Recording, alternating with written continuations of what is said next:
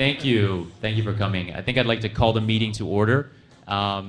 First of all, my name is Andrew Hill, and I'm with PlaceWorks, formerly known as Design, Community, and Environment. I'm pinch hitting for David Early today. Unfortunately, David had a sudden illness in the family, and he's been called away. He will be back in the Bay Area next week, and he will be facilitating these EPAC meetings going forward. It's just that will be my role today, and I'll be assisted by Bill Gray here today. I wanted to, first of all, say thank you for all of you for coming out today and for agreeing to be part of this EPAC process. I think looking at your packet materials, as you know, Contra Costa has transportation needs that exceed available funding. And there's about an $11 billion deficit. Future federal and state funds will not be sufficient to fill that gap. And so for the past 20 years, local funding has become increasingly important. And countywide transportation sales tax measures will be important for filling that gap. The role of the EPAC will be to help to develop a prioritized list of projects to put on a potential ballot measure. And your involvement in the EPAC will be very important in that process. We have an agenda today that features some presentations by CCTA staff to orient you all to the Transportation Expenditure Plan, the TEP, as well as the countywide Comprehensive Transportation Plan, the CTP, and ballot measures. And then we have some discussion items as well regarding TEP principles that will frame the expenditure plan process, as well as ground rules for how this committee will conduct its business and agenda items for future meetings. But before we dive into that, and in a minute I'm going to ask Julie Pierce, the Authority Board Chair, to make some opening remarks. But before we dive into that, I'm wondering if we can just go around the table with some introductions. If you could please state your name and your organization, just so we get a sense of who's at the table today. Can we start on this end? And I'm sorry, we're going to have to ask to pass a mic around. If we can sort of pass it around the horn, that'd be great.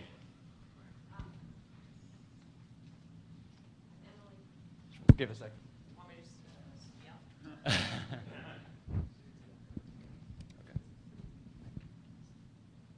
Good morning, I'm No. I'm Emily Cohen. This one is. And I'm with United Contractors. We're a union-affiliated contractors association headquartered in San Ramon. We represent about 450 union-affiliated construction and vendor firms throughout Northern California. My name is Andy Fields. I work for the California Alliance for Jobs. We represent the people who build infrastructure, both the contractors, around 2,000 union-affiliated contractors statewide, as well as 80,000 union construction workers in the three basic crafts of operating engineers, carpenters, and laborers. Good morning, I'm Bob Allen with Urban Habitat, and we're a regional environmental justice organization, and we're working on several of the regional county sales tax measures in the region.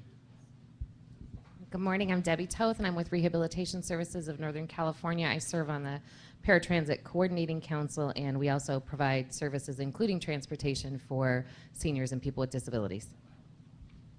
Good morning, I'm Ron Brown. I'm Executive Director from Save Mount Diablo. For 44 years, we've been working to preserve, defend, and restore the natural lands on and around Mount Diablo to preserve quality of life in the community. Good morning. I'm Peter Leiden, representing TransDef, a regional transit advocacy organization. Good morning, everyone. Joel Ramos, I'm a regional planning director with Transform. We are also involved in a couple of different county sales tax measures previously and currently.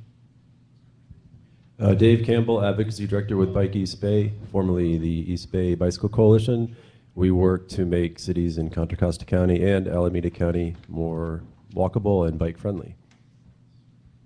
I'm Joel DeValcourt with Greenbelt Alliance. I'm the regional representative for the East Bay, and Greenbelt Alliance is a regional nonprofit organization that handles one single question, which is how the Bay Area handles our growth in the future. So, Mike Cunningham with the Bay Area Council, a regional civic leadership organization with business membership comprising about 300 of the region's largest employers. Hi, good morning. I'm Terry Caney, Chief Communications Officer for the Contra Costa County Office of Education. We'll be representing K-12 public education, including the 18 school districts that reside here in Contra Costa County. Bill Gray with Gray, Bow, and Scott. I wanted to take a real quick moment to just introduce some of my team. Our company was retained to help CCTA and through this process, both on the countywide transportation plan and the expenditure plan. And Eric Zell, I'll just ask these people to stand up in a second, but Eric Zell and Doug Linney with, Doug's with Next Generation, Eric's got his own company, Zell and Associates. They're going to be involved in stakeholder outreach, and a lot of you have already talked to a lot of them, and they will basically be our team's point in terms of stakeholder outreach in the future. Wanted to acknowledge Sarah Labatt and Jenny Regas with EMC.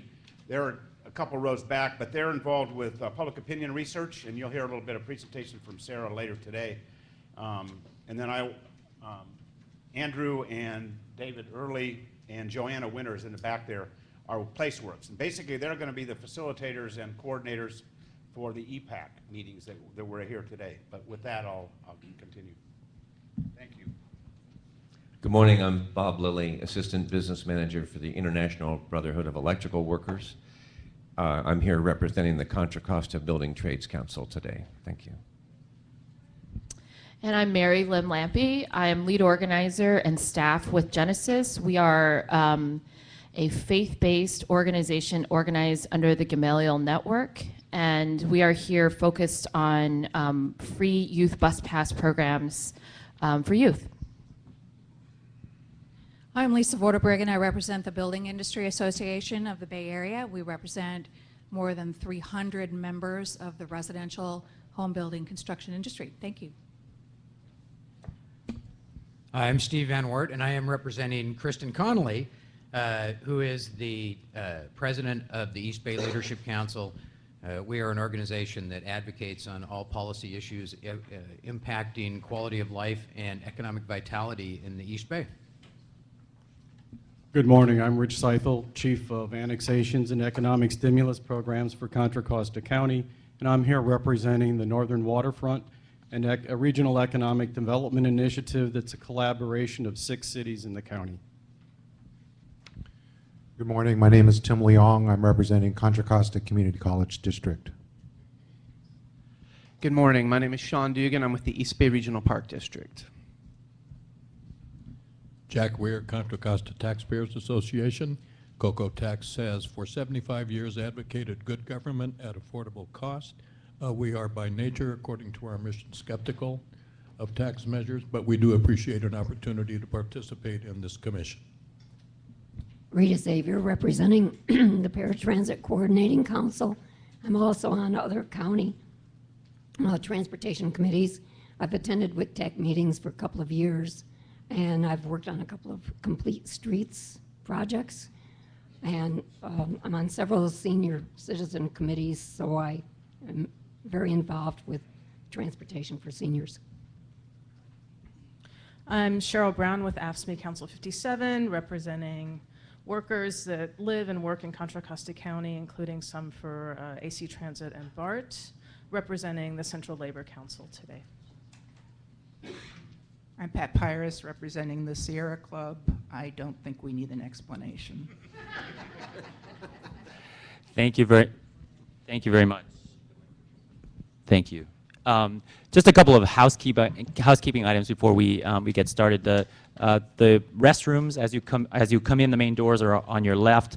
We will be providing a light lunch today around noon. We'd like to try and make it a working meeting, but we'll pause for 5 minutes so we can collect a lunch and come back.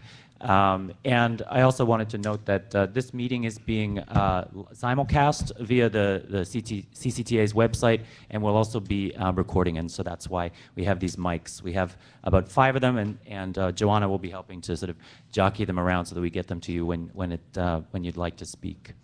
But with that, maybe I'll call up Julie Pierce, the Authority Board Chair, to make some welcome and introductory remarks. Good morning. Oops, this one's not on either.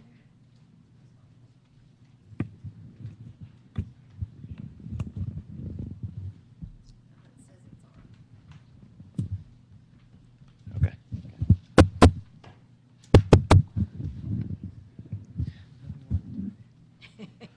Is it working? I can give you this one. It's not working yet. I'm sure he'll have it working momentarily.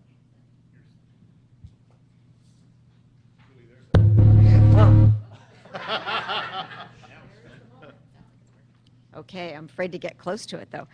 Well, good morning. That should have wakened you up if you weren't already awake.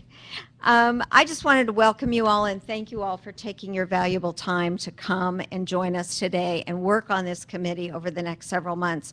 Your input into this process is really important. I know many of you from other venues. As you know, I am the current chair of the Contra Costa Transportation Authority, been on the authority since 1992, but I'm also serving as the president of the Association of Bay Area Governments, and I also sit on MTC, the Metropolitan Transportation Commission. So transportation is something that I, along with you, take very seriously. We all take it seriously in our daily lives. So you guys all have a very important role in helping us to develop consensus on a potential 2016 ballot measure. And I want to emphasize that. We have not made a decision to go forward. We know we need more money to continue to make improvements, but no decision has been made yet. And we're counting on you to help us get to that decision. And you're going to bring, help us to create a balanced plan that addresses the myriad of elements that will continue to make Contra Costa a better place to live. We all have challenges with our commutes. Some of them are easily fixed, some of them not so easily fixed. And we understand that people and goods move in different ways. Highways, roads, transit, ferries, bikes, pedestrians, paratransit, and that people have many challenges in their ability to get around. I have an example of that today. I have to be in Oakland by 12 o'clock for a meeting. And guess what? The BART lot's full. So I'm going to leave my car parked over at CCTA, where I'm going to pay $9 for the day to park it and take BART. Or I drive. Not either one really efficient solutions. We got to figure that out. So we understand that everybody has challenges in how they get where they need to go, but we hope that you will help us to address all those issues as we go forward with this process. We've worked hard to try to get a really good cross-section of the community and all of the various interest groups. The stakeholders that you represent are really critical to making this a balanced plan.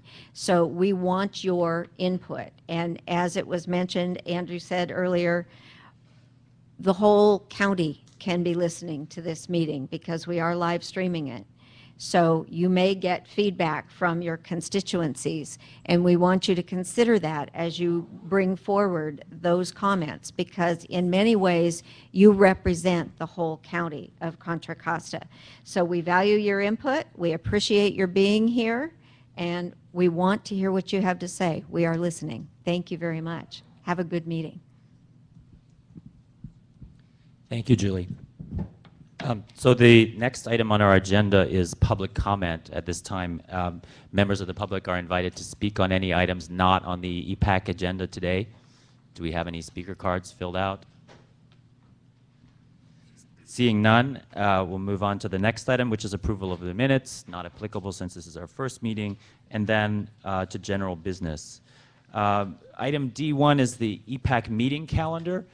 There is an attachment in your packet that outlines the plan going forward. We have preliminarily scheduled meetings for every month through to the end of the year. The next meeting is Wednesday, July 1st. After that, we're looking at meeting on Monday afternoons. We made the change due to room availability. We wanted to give you a heads up that this is the plan. We may need to add meetings after as issues come up throughout the process, but this is the plan that we're working to at the moment. Any questions or concerns about that? Also, later on our agenda today, we have a more detailed discussion of potential agenda topics for future meetings. So we'll get into the details of that later. The next item is the EPAC roster. There's also a handout in your packet that lists the names of the organizations and the representatives and their alternates.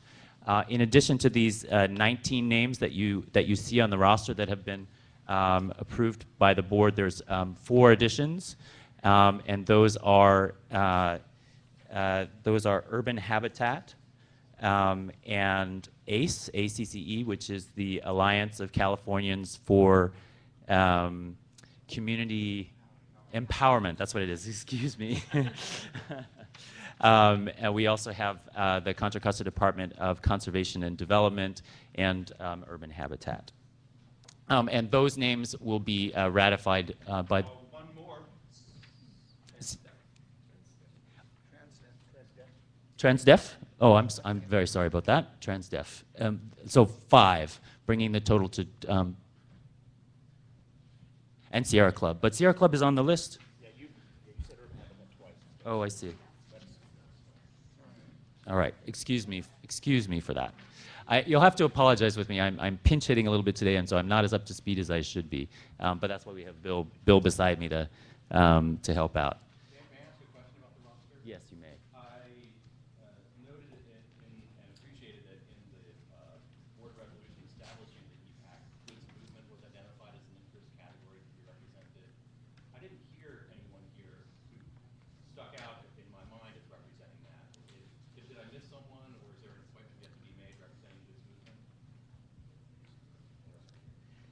I think it's a work in progress. The categories that we presented to the board and the board approved, there are some categories that aren't filled yet, and so we're looking for other people that might fill that slot. There are some folks here that do represent the goods movement industry, but not specifically that category right now.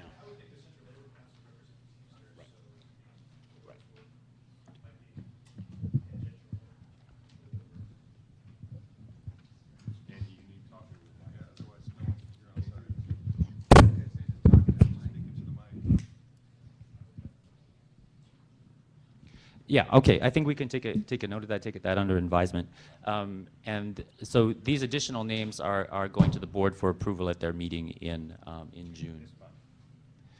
Are there any other comments or questions about the EPAC roster? Ron? I just noticed there was I'm going to give you the mic so you can speak into it.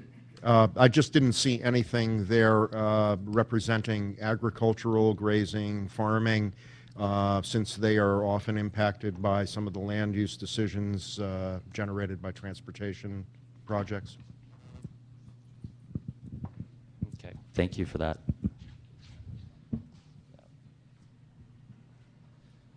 Okay. Any additional comments on roster? Okay. If not, then maybe I'll turn it over to Bill right now for an introduction to the purpose of the Expenditure Planning Committee. Okay, thank you, and I would acknowledge that the comments and suggestions for other areas that should be considered. This is somewhat of a dynamic process. We did present to the board a list of categories that's attached to the staff report. The board established the Expenditure Plan Advisory Committee at their meeting in May 20th of this month, and made an initial round of appointments, and as has been noted, on June 17th, the next meeting, they will ratify the others that have been suggested, and frankly, if there are other groups or people that feel they need to be represented here, we'll take that into consideration and so advise the board. A few of you were involved in the Expenditure Plan Advisory Committee that was created around the last measure we had in 2003, 2004, and our office was involved even with the original Measure C, Eric Zell and I in particular, way back in 1988, and I think that process was successful in both of those measures because of an Expenditure Plan Advisory Committee. Groups like this, where a variety of interests and a variety of frankly, topics and issues could be talked about, and this provides a good venue. The board agreed with that recommendation, and as I noted on May, approved the formation of it. The purpose of the EPAC is to advise the board. It's not, we're not going to adopt by votes and stuff like that the specifics, but we're going to consider different options, look at different ways a ballot measure might be put together, and advise the board of the authority in terms of what that might contain. In your staff report, there's a list of kind of advantages. As noted, it provides a single committee or a venue for discussions, and for those of you involved in the past, you know this can be a fairly lively discussion, and I think it's all positive. It does provide a wide range of opportunities. It's a forum for multiple points of view. It's an opportunity for diverse interests and diverse stakeholders to talk to each other and share their interests. And it's going to be facilitated with a facilitator. Andrew's pinch hitting for David Early, but those who are involved in the 2004 ballot measure, remember David Early facilitated that Expenditure Plan Advisory Committee during that time as well. And that measure was successful with, I think, with over 70% positive vote. And I attribute a lot of that to the consensus that was built up through the advisory committee. Andrew's going to talk a little bit later about kind of ground rules for this committee, but we're going to start with some other presentations, some background, so that'll give you some ideas about the countywide transportation plan, why the authority is even thinking about this, and then a little bit of information that our team helped create through some public opinion research. But with that, I'll turn it back over to Andrew. Yes, we do have 3 presentations, and the contents and the topics are really all interrelated. So my thought was that we would let the presenters present one after the other, and then after that, pause for questions and comments. If there is a burning question, a point of clarification about some information on the slides, for example, then we can address that immediately after the presentation. But I think it might flow better, since these are all interrelated, to save the questions until the end, if that's all right. The presentations will be shown up on that screen, which may mean it's a little difficult for people on this side to see. So we've set up another row of chairs there, if that might be easier for you to see. So with that, I'd like to introduce Randy Iwasaki, the Executive Director of the CCTA, who's going to speak on the impetus for the TEP.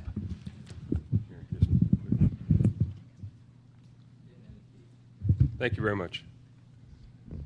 All right, so as you guys get situated, I want to offer my thanks for your volunteerism on this very important issue. I know you have you're busy, and I just wanted to offer my thanks. So I'm going to start by providing you with some information of the impetus for the next sales tax measure as you get settled. As you may have heard, we've been out assessing the countywide needs for transportation through our countywide comprehensive transportation plan update, and Martin will give you more information and provide more information on that effort. But what's happened is we've taken a look at our existing funding that's available, coupled that with future local, state, and federal money, and determined that we need about $13 billion over the next 25 years to do all the things that you all have asked us to take a look at, both on the project side as well as the program side. And so as Julie mentioned, there's been no decision made, but the board has said, put together a proposal, and that's what we're doing today. And so while no decision has been made, we are busy at trying to produce a proposal that will resonate with the voters. And so I wanted to give you an update on that effort.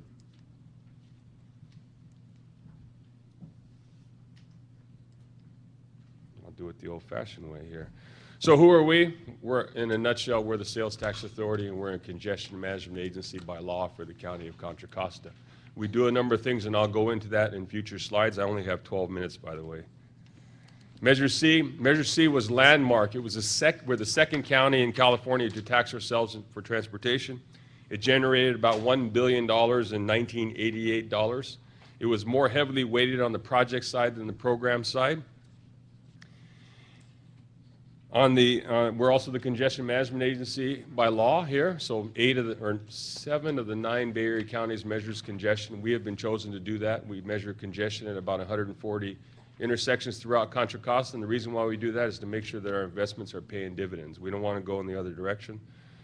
Measure C was passed in 1988, as I mentioned before, $1 billion in those dollars, in 1988 dollars, and it developed a lot more heavily on the project than the program side.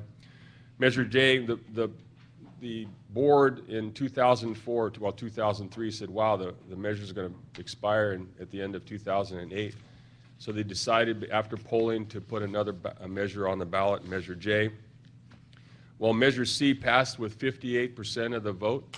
Measure J, it's new rules. It needed a supermajority, 66.67% to pass. 71% of our voters said yes. By the way, in Measure C, it's the only measure in California that has a growth management portion to it. We also are capped at 1% for administration. So Measure J generates about $2.7 billion in 2004 dollars. It's actually split 60% programs, 40% projects. So here are some of the things that we do at the Contra Costa Transportation Authority. We fund notable programs such as a bus pass program for underprivileged youth. I think we're probably one of the few measures, if the only measure in California that funds that. We fund numerous improvements and rehabilitation projects on the Iron Horse Trail. We have a robust bike ped and trail program. We also fund transit operations on a yearly basis, as well as transportation for livable communities, safe routes to schools. In addition, we are managing about a $500 million investment in State Route 4. We just finished the Caldecott Fourth Bore Tunnel. That was opened on time and under budget. It's provided congestion relief. So we do a number of things. We've just reestablished ferry service. The Benicio Martinez Bridge eliminated ferry service in Contra Costa. We've reestablished that. Our board has voted yes, and so has WETA. The WETA board has voted yes on that as well. So it's from Richmond to San Francisco. The boats will be ordered here very shortly, and within 2 years we'll have ferry service reestablished in Contra Costa.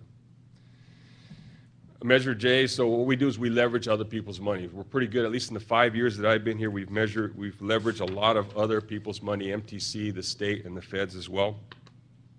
We were able to leverage, by this chart, 3/4 or 2/3 of Measure J with other sources, and overall program-wise nearly doubled the amount of money that we have over the life of the measures. As I mentioned before, 2010 I started, so I'm not saying that I'm a lucky charm or anything, but the sales tax revenue has risen. It's up to almost $80 million. That's the blue line there, but the real point here is the red line. So we're very good at leveraging other people's money, as I mentioned before, and so we've gone out and for the first time in the history of the authority, we have more money from somebody else than we do have measure money. So we're with our hat in hand. We're always going after additional dollars to build infrastructure. And our success rate is this. The board has allowed us to get projects ready to go. So we'll take a project through design and we'll wait for construction dollars. So with the American Recovery and Reinvestment Act, President Obama in 2009, we got $2.7 billion in California. We were able to take advantage of ERA. So the Caldecott Tunnel was the largest ERA Recovery Act allocation in the nation at the time. I think Dallas-Fort Worth Connector beat it out later, but at that time we were the #1. We get projects ready to go to construction. And then when the dollars come out like Prop 1B, we're able to take advantage of that effort. So projects ready to go. We're also bid, if you look at the chart, as the economy became more robust, the bids were very, very low, and so we were able to take advantage of lower bids to stretch our measure money further. We finance our program. We don't fund our program on the project side. And so in 2012, we went out for a sales tax. We sold some tax-exempt municipal bonds on Wall Street, actually at the lowest rate in the history of the bond market. So we sold $225 million on the market, and at 2.11%. Today's interest rate's a little bit lower than that, but at the time it was great. So instead of having $65 million worth of capacity, we had almost $200 million. So we stretched our measure money by doing that. And we don't argue with our funding partners. We try to understand their positions, and then we go ask them for a lot of money, and we've been successful. And we leverage other people's dollars. So this chart here is what we're trying to say is on the top part, the blue line that goes up at that slope, that's the life of the measure. That's 25 years. And so we split that 60% projects, 40%, or 60% programs, 40% projects. So the lower line is your project line. And the authority has given us the opportunity to bond against future revenue to bring our projects, we call it 25 and 10. So we take a 25-year program and we compress it into 10-year by financing our program. And so you see the dollars in that green line as they spike. Those are the Caldecott Tunnel, State Route 4, and the extension of BART. You ask me why we bond against future revenue? I'll use the house analogy. So you can either save up your dollars for 30 years and buy a house and your family's grown and gone, or you can finance your house and you can raise your family, get all the memories, keep your house in the future. And so what we're trying to do is we're trying to buy a house early and raise our family into the future. And that's what it looks like. That's what the expenditures look like. So the future, the considerations of unfunded needs. Transportation financing in the United States specifically and in California, there hasn't been an excise tax increase since the early 90s. And so what's happening here is that you see the ramifications of a sales tax measure, and I'll explain the 20 counties. I have a slide in the future. But there's more local money invested in transportation today than there's the state and the federal. If you go to Wyoming, Wyoming would say 80% of our program is federal, 20% is state. California is very complex in how we do transportation financing. And so this slide is indicative of the power of the sales tax. 20 counties in California tax themselves for transportation. Napa was the last. It represents 81% of the voters in California. And so it's doing what it needs to do. We raise about $4 billion for projects and programs in California on a yearly basis. Sarah's going to go into this slide, but the voters recognize we need more money for transportation. I think what they also want is making sure you have a focused expenditure plan to make sure they know exactly what they're going to get for their investment. So we did some polling on the comprehensive countywide transportation plan process, and what happened is we submitted in that poll, would the voters vote yes for support an extension of the existing Measure J and add another ½ cent, and lo and behold, 68% of the voters said yes. And so it kind of surprised our board, and so what they asked us to do is go out again and split sample this time. Would you support an extension of the existing and another ½ cent? 68% of the voters said yes. And we didn't ask the same voters, by the way. We asked different voters probably in that case. But the split sample was, would you support a new ½ cent sales tax? And 65% of the voters said yes, and there'll be more information on that. So people understand that there's a need for transportation dollars and investment, and they also understand, I think, the power of doing exactly what they want, and they like that method. So here's the plan on development of a transportation expenditure plan. I know you can't read that, and that wasn't designed specifically for that purpose, but it should be on your desk. There are those 6 things, and I can read them actually for you. The voters have said extend and improve BART. This was done after the BART strike, really understood the power and the value of the BART system for our economy in the Bay Area.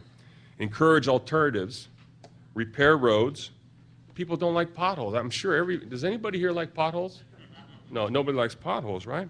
Relieve and smooth traffic, protect the environment, that's very, very important to us, and improve bus service. If bus service is improved, people are telling us they're going to use it. And so we're listening to what they had. I want to recognize the CTC staff, or CCTA staff. Lindsay Willis is our Director of External Affairs. Julie asked us, and the board asked us, don't produce the CTP the same way you did in the past.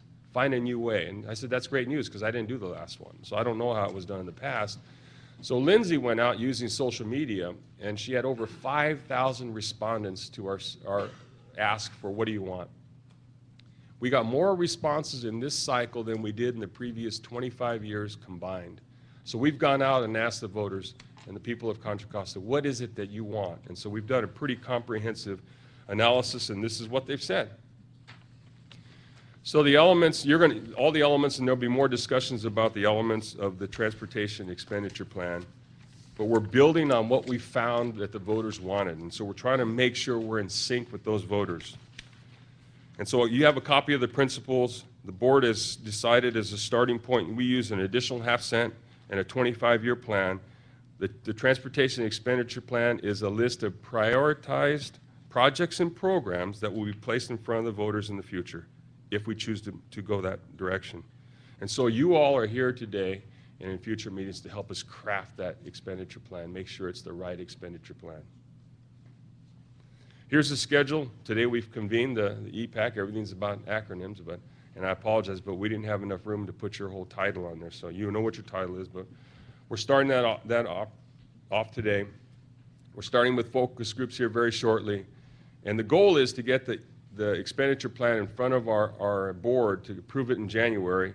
And then we need the city's support. A majority of the cities that have the majority of the population get their approval, and then the Board of Supervisors' approval to place it on the ballot in mid-next year. The point of this schedule is that we're doing a lot of work concurrently. We're being constrained for time, and so we need your help, we need your advice, and we need to do it very, very quickly. But we want to make sure it's the right list of projects if we choose to move forward on the measure. And so that's my presentation. I think I did it in 11 and a half minutes, right, Bill? You said you were timing me. So does anybody have any questions that we can ask of you at this point? I was told I can't stay because you want to talk freely about us, so I'm going to have to leave. Debbie? Yeah. Oh, sorry.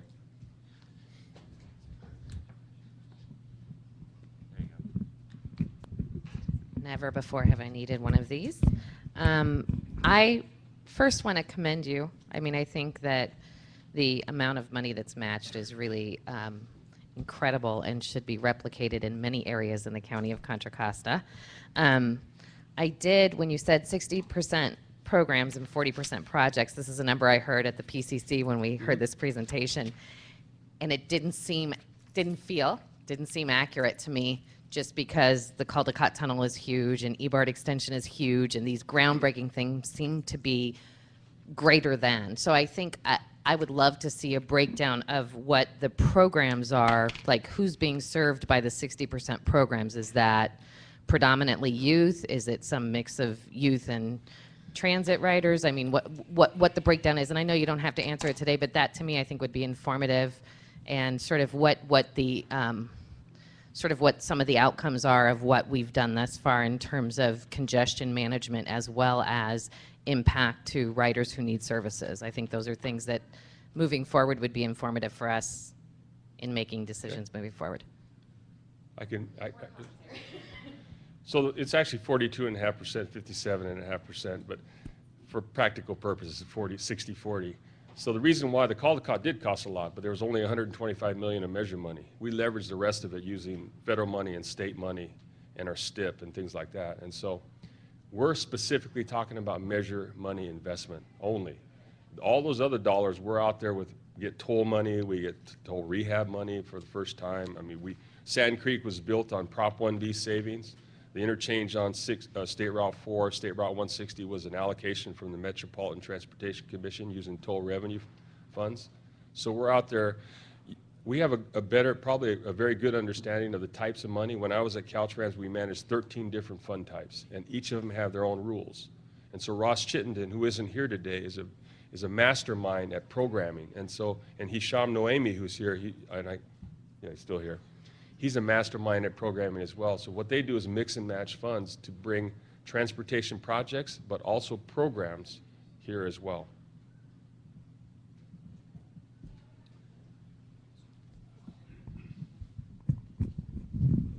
We hire a lot of electrical. Randy, can I just ask a point of clarification? Are you going to be able to stay until after Sarah's presentation, or would you like us to get all the questions about your part out of the way now? No, I can stay as long as you want me to. I think maybe, since, as I was saying, I think all the presentations are interrelated, maybe we'll run through all the presentations and then take all the questions together, if that's all right? Sure. Unless there's a burning point of clarification that you'd like to make now? I would just simply like to this is Randy, I'm Bob Lilly from the Building Trades. There was a slide, I'm not sure what number it is, but it's titled CCTA Sales Tax and Federal, State, and Local Tax. I'd like to ask you a question in relation to that. I'm happy to wait until the other presentation, but will you be able to pull that slide up so I can? All right, well, it's not really a point of clarification. First of all, as I said, I'm Bob Lilly, representing the Contra Costa Building Trades Council, and I've seen you speak several times, and I'm always very impressed. I appreciate, in this age of a need for transparency, you always give a great and succinct summary of what you're what you're doing, and I think it gives people a high comfort level. Speaking to this one slide, the CCTA sales tax versus federal, state, and local tax, that looks like a pretty astounding progression of attracting other people's money, as you put it. And my question is, how did that happen? Is there simply more money available, or is it just that you're better able to identify the money that you can attract? So Prop 1B was written by, when I was at Caltrans, we wrote the legislation, and so we know where the dollars are. So I'll give you the example. On Sand Creek at the time was on the State Route 4 bypass. It wasn't a state route. And if you look at the way the rules were written, it said that an investment in a state highway system. So the previous administration didn't apply for savings, but there's a very small line in there that says unless it improves the state routes. So in State Route 4, and the big state route between Antioch and Pittsburgh, there's a big investment of Prop 1B dollars. On this local street at the time that ultimately became a state highway, if it works right, it helps the performance of State Route 4. And so we asked for 33, we had to get a haircut. We got 25 million. MTC, they have toll rehab dollars. We asked for 50 million to finish the interchange. The MTC administration, the board said yes, that we like that investment, it makes sense. And so in the feds, we go once a year to the federal government, we talk about regulation reform, because part of this equation, what you don't see is, we hired one person, Ivan Ramirez, to manage it. The board has allowed us to advertise, award, and administer all the construction projects on the state highway system, interstate system. Because I was saying, if I'm gonna get fired for overrunning a contract, I wanna do it myself. Then I'm willing, I'm gonna go quietly, and thanks a lot. So Ivan Ramirez was hired. He manages $500 million worth of construction, one guy. So we're capped at 1% administration. We take it very, very seriously. We try to get different regulations, different reforms, so that we can do our jobs better and more efficiently. And so included in this is we're very successful in getting money, but we're also we pay faster than my old team, Caltrans. Why do we do that? Because we get better bids in the future, because contractors want to work for us. And they bed less risk into those contracts. So what you don't see there, and I can't prove it because Julie's going to ask me to prove it if I said it, there's something in there that contractors will bid risk. If there's less risk, you get better bids. And so we try to do all, and we put your members to work. We understand that, and we want to do more of that. Great. Thanks very much. I appreciate it. Thanks. Thank you, Randy. Okay. You're welcome. Maybe next I'll call up Martin Engelman, the Deputy Executive Director of the CCTA for Planning, to make a presentation, give an overview of the Comprehensive Countywide Transportation Plan, or the CTP.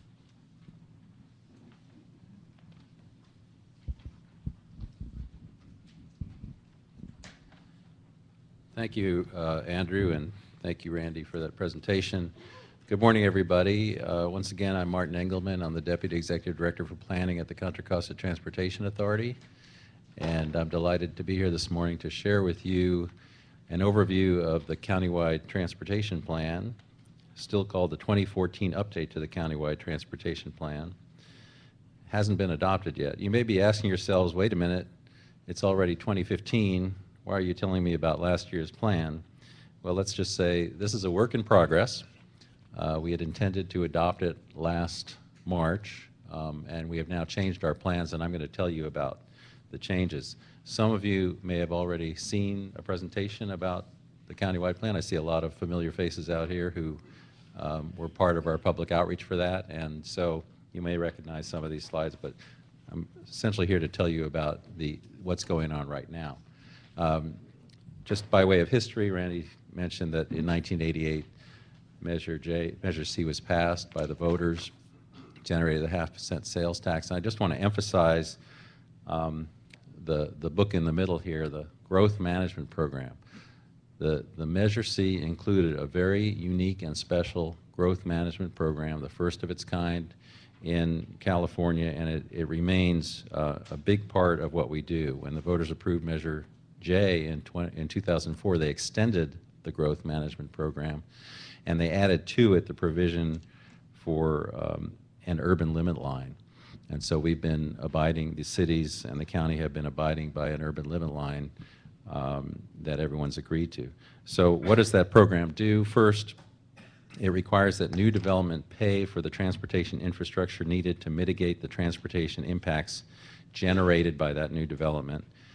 And second, it establishes a cooperative planning process, requires all the cities and the counties to work together on the development of sub-area plans that we then bring together into this countywide plan. So we ask all the cities and the counties to participate. How do we get them to come to the table? Everybody that complies with the growth management program gets their 18% local street maintenance and improvement funds. So Randy was talking about 60% programs, 40% projects. Well, actually about 20% of the total funds go to local street maintenance and improvement funds, and local jurisdictions need to comply with the growth management program in order to get that money. So they have to come to the table and help us with the plans, help us put together their local plans, and help us with the countywide plan, and participate in all the requirements. So I'll show you, well, first let me just ask the question, why the CTP? Why do we have to do a countywide plan? Is it legally required? No. Under state law, congestion management agencies, and that's what we are under state law, may prepare a countywide transportation plan. The law is permissive.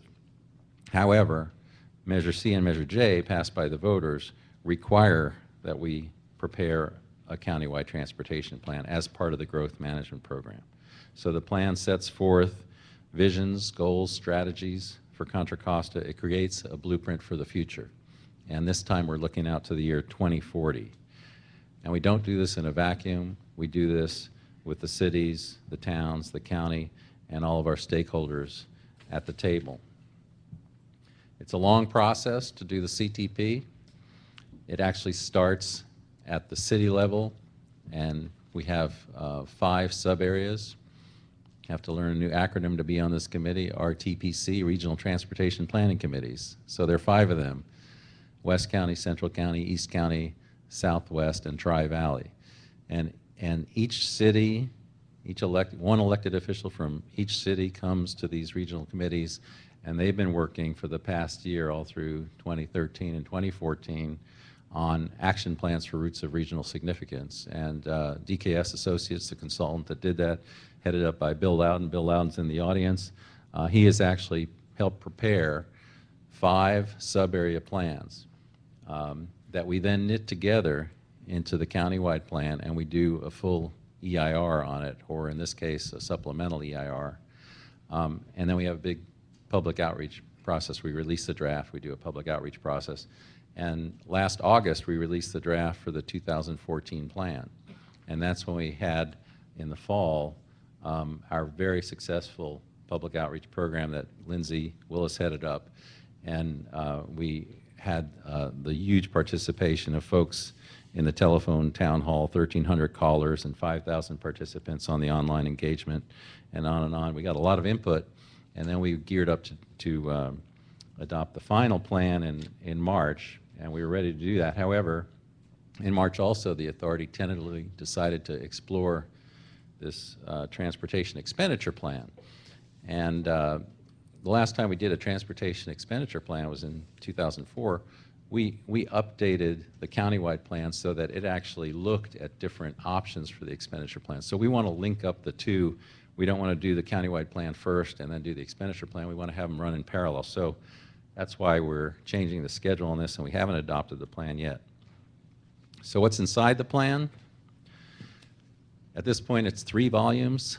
It's a big, thick thing. Volume 1 has the vision and the goals and the strategies. We talk about the transportation system. We talk about this cooperative planning process where all the jurisdictions work together to develop their action plans. Volume 2 includes these so-called action plans for routes of regional significance. The 5 sub-areas have established performance measures, and every sub-area then has thought, well, what do we need to do to meet these performance standards? What measures can we implement? What projects can we build? What programs can we develop? And all of those projects and programs and measures then feed into Volume 3. And Volume 3 is a very long list of projects and programs. It's called the Comprehensive Transportation Project List, the CTPL. That you don't really need to memorize that acronym, but that's what the back of the plan has, and I'll sum it all up for you in a few moments. We do look out to 2040. We have forecasts that are generated by the regional agencies, MTC and the Association of Bay Area Governments. By policy, if we want to receive federal and state funds, we have to use these forecast numbers. We don't make these up, and they're done very scientifically at the regional level. So population-wise, increases in population of 27%, households 24% increase, which means 3,000 new homes per year for a total of nearly 90,000 new homes in Contra Costa by 2040. And in terms of jobs, 36% growth in jobs. That's about 4,000 new jobs per year coming into Contra Costa. We have a very expensive transportation computer model, and we feed all this information into the model, and out comes traffic numbers. The traffic is projected to increase. Overall, it's about 1% a year. Not the kind of dramatic increases we saw in the 80s and the 90s, a little bit milder.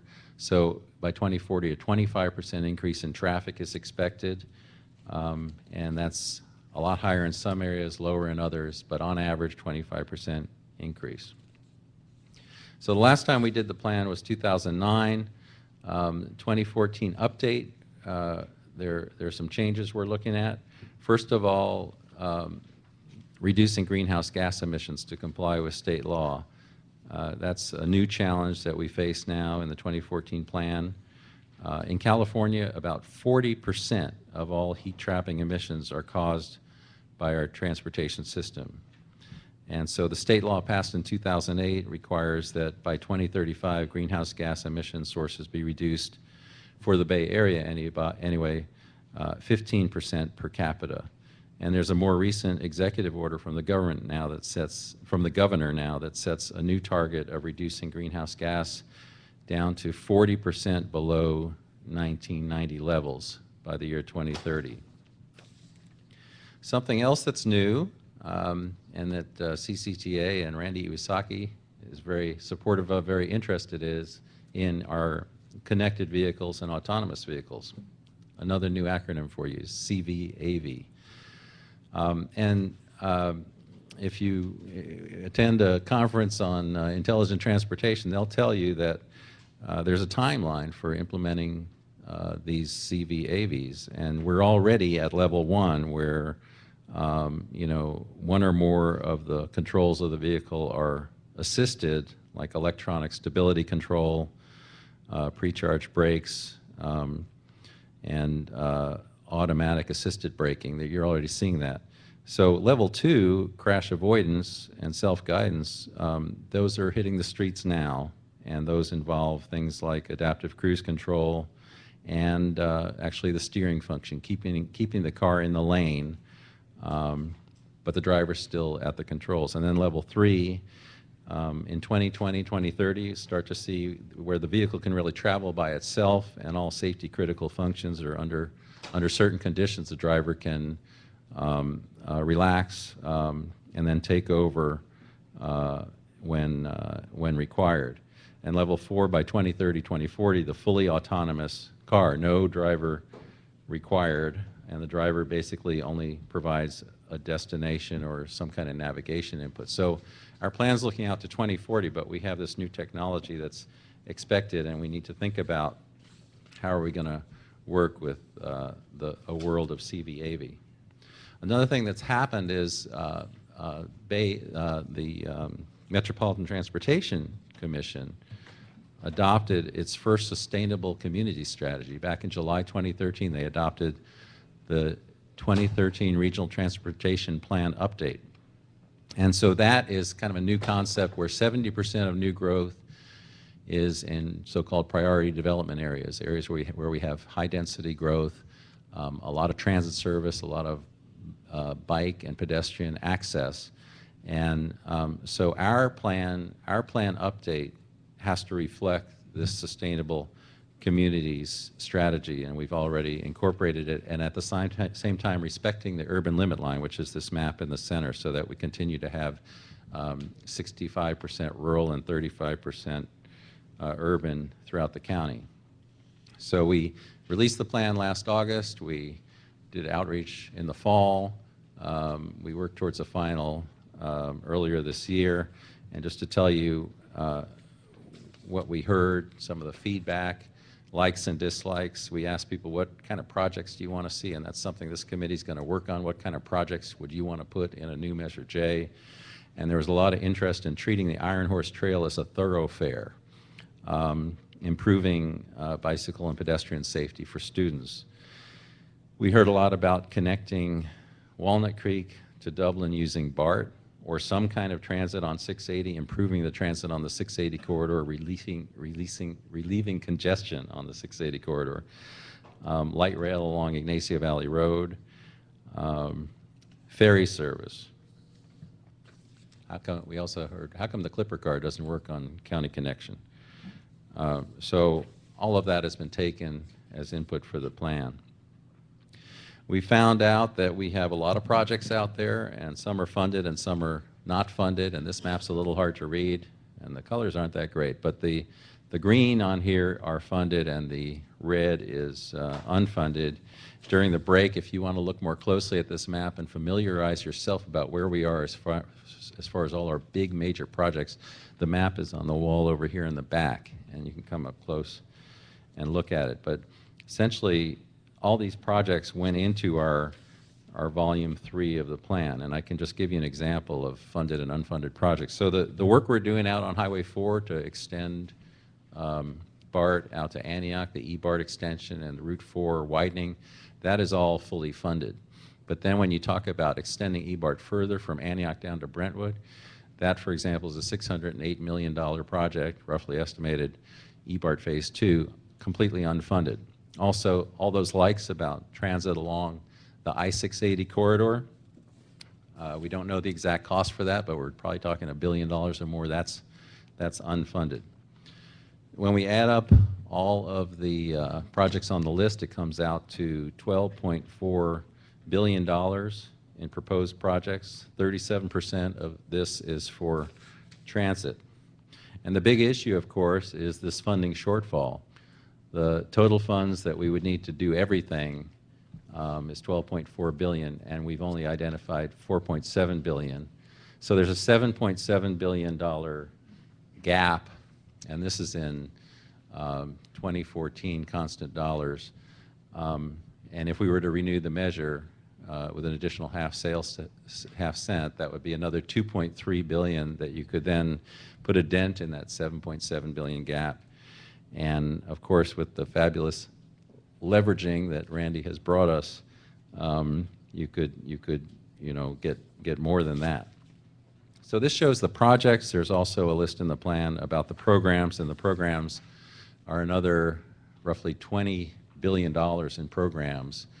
And the funding, unfunding of that, I think, is a subject for future discussion because the programs are fairly flexible in how we define them. Talk about where we're headed, and then I'll wrap up. So we didn't adopt the plan back in March, so we're kind of regrouping now. And we're proposing to link these two things up, your work on developing an expenditure plan and the planning section's work here on developing the revised countywide transportation plan. And I do want to call out the planning section. We're all here. Brad Beck and I can see the whole division, plus Matt Kelly, who's not here. The schedule then is during June and July, we're going to start to look at this long list of projects and start to evaluate the performance of those projects using criteria that was developed by MTC as part of their regional transportation plan. We'll work with you over the summer on developing transportation investment options. These would be packages of programs and projects that we think might be viable, and they may reflect different emphases on modes. We'll analyze those through the fall of next year, and then in January 2016, expect to release a draft supplemental EIR. Actually, it's going to be a subsequent EIR, and the new draft of the countywide plan, and concurrent with that, release of a draft transportation expenditure plan. So we're really starting work now on issuing some very important documents come January that'll actually kind of set the course for where we want to go should we extend the measure. And the final adoption of all of this would be a little less than a year from now in May 2016 when the authority adopts the final expenditure plan and CTP. So I think that's the end, and thank you very much for your attention. I think we're going to hold questions till later. If there are any burning ones, I guess I could take them now. Right. If maybe any points of clarification about details in Martin's presentation, we can take them now. Sure.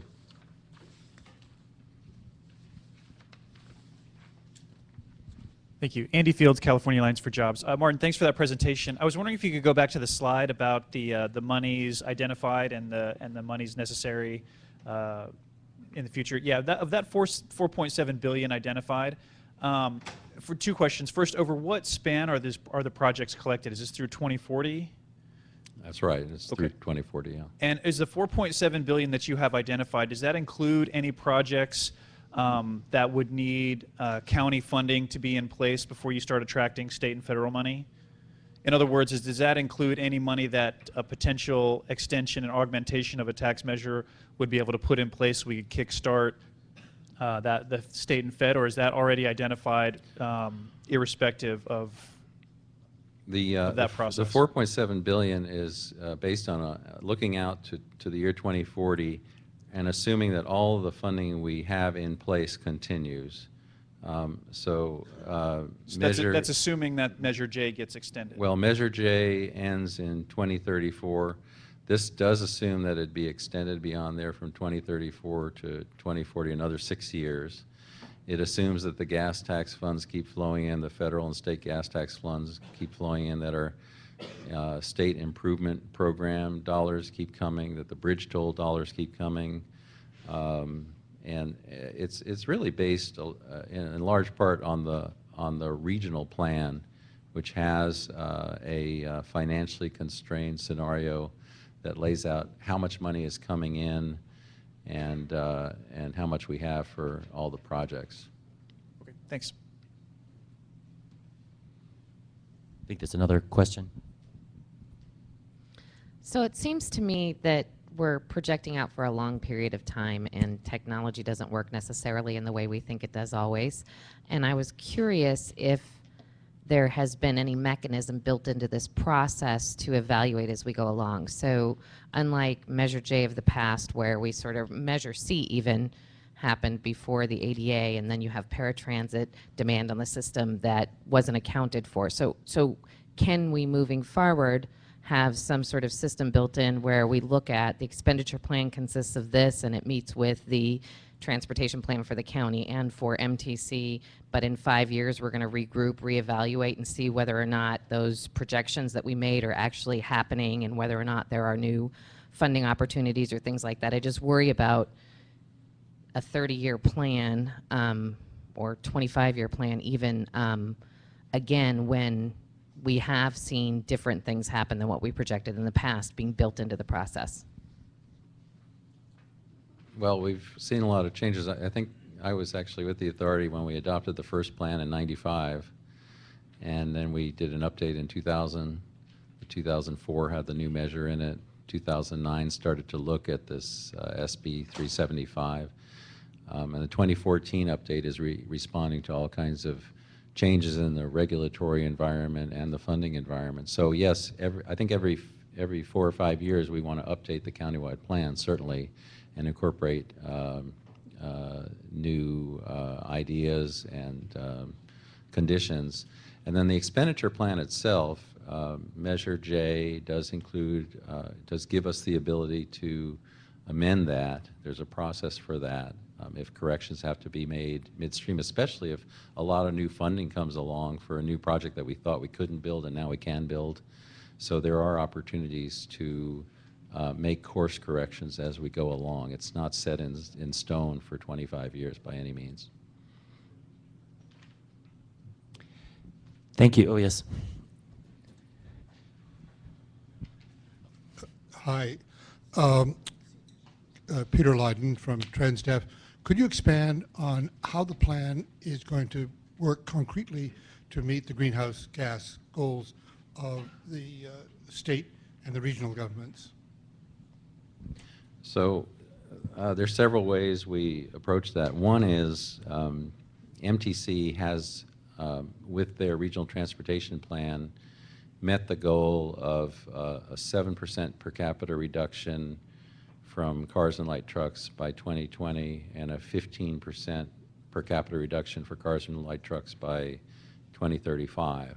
And they've done that through that sustainable community strategy. There's also some technology involved, adoption of the Pavley bills and improvement in the efficiency of cars, emphasis on transitioning from petroleum-based fuels to clean power electric cars, and we're doing a lot to support that.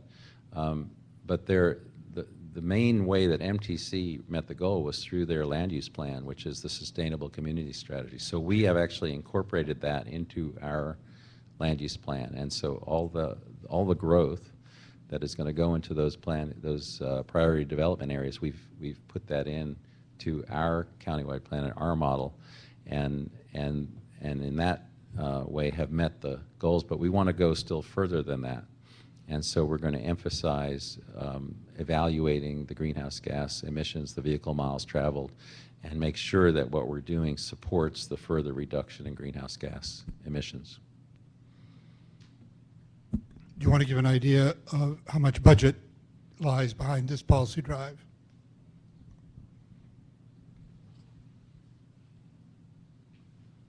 I don't really know there's a specific budget.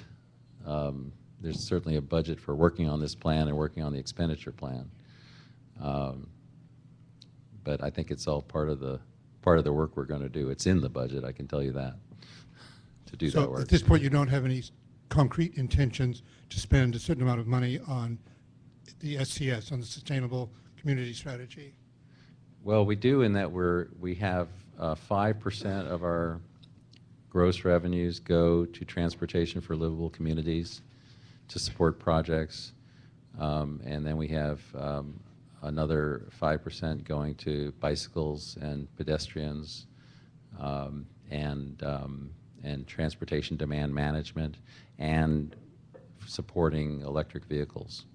So we're, part of our gross revenues are going to supporting these kinds of developments and shifting from petroleum-based to electric vehicles to help reduce greenhouse gases. Are there any other points of clarification for Martin? If not, thank you, Martin. Thank you very much. We'll call up Sarah Labatt of EMC Research to introduce some of the polling findings.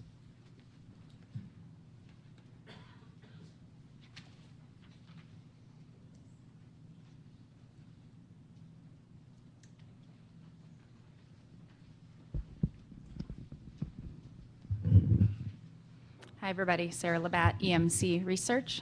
Thank you all for having me here today.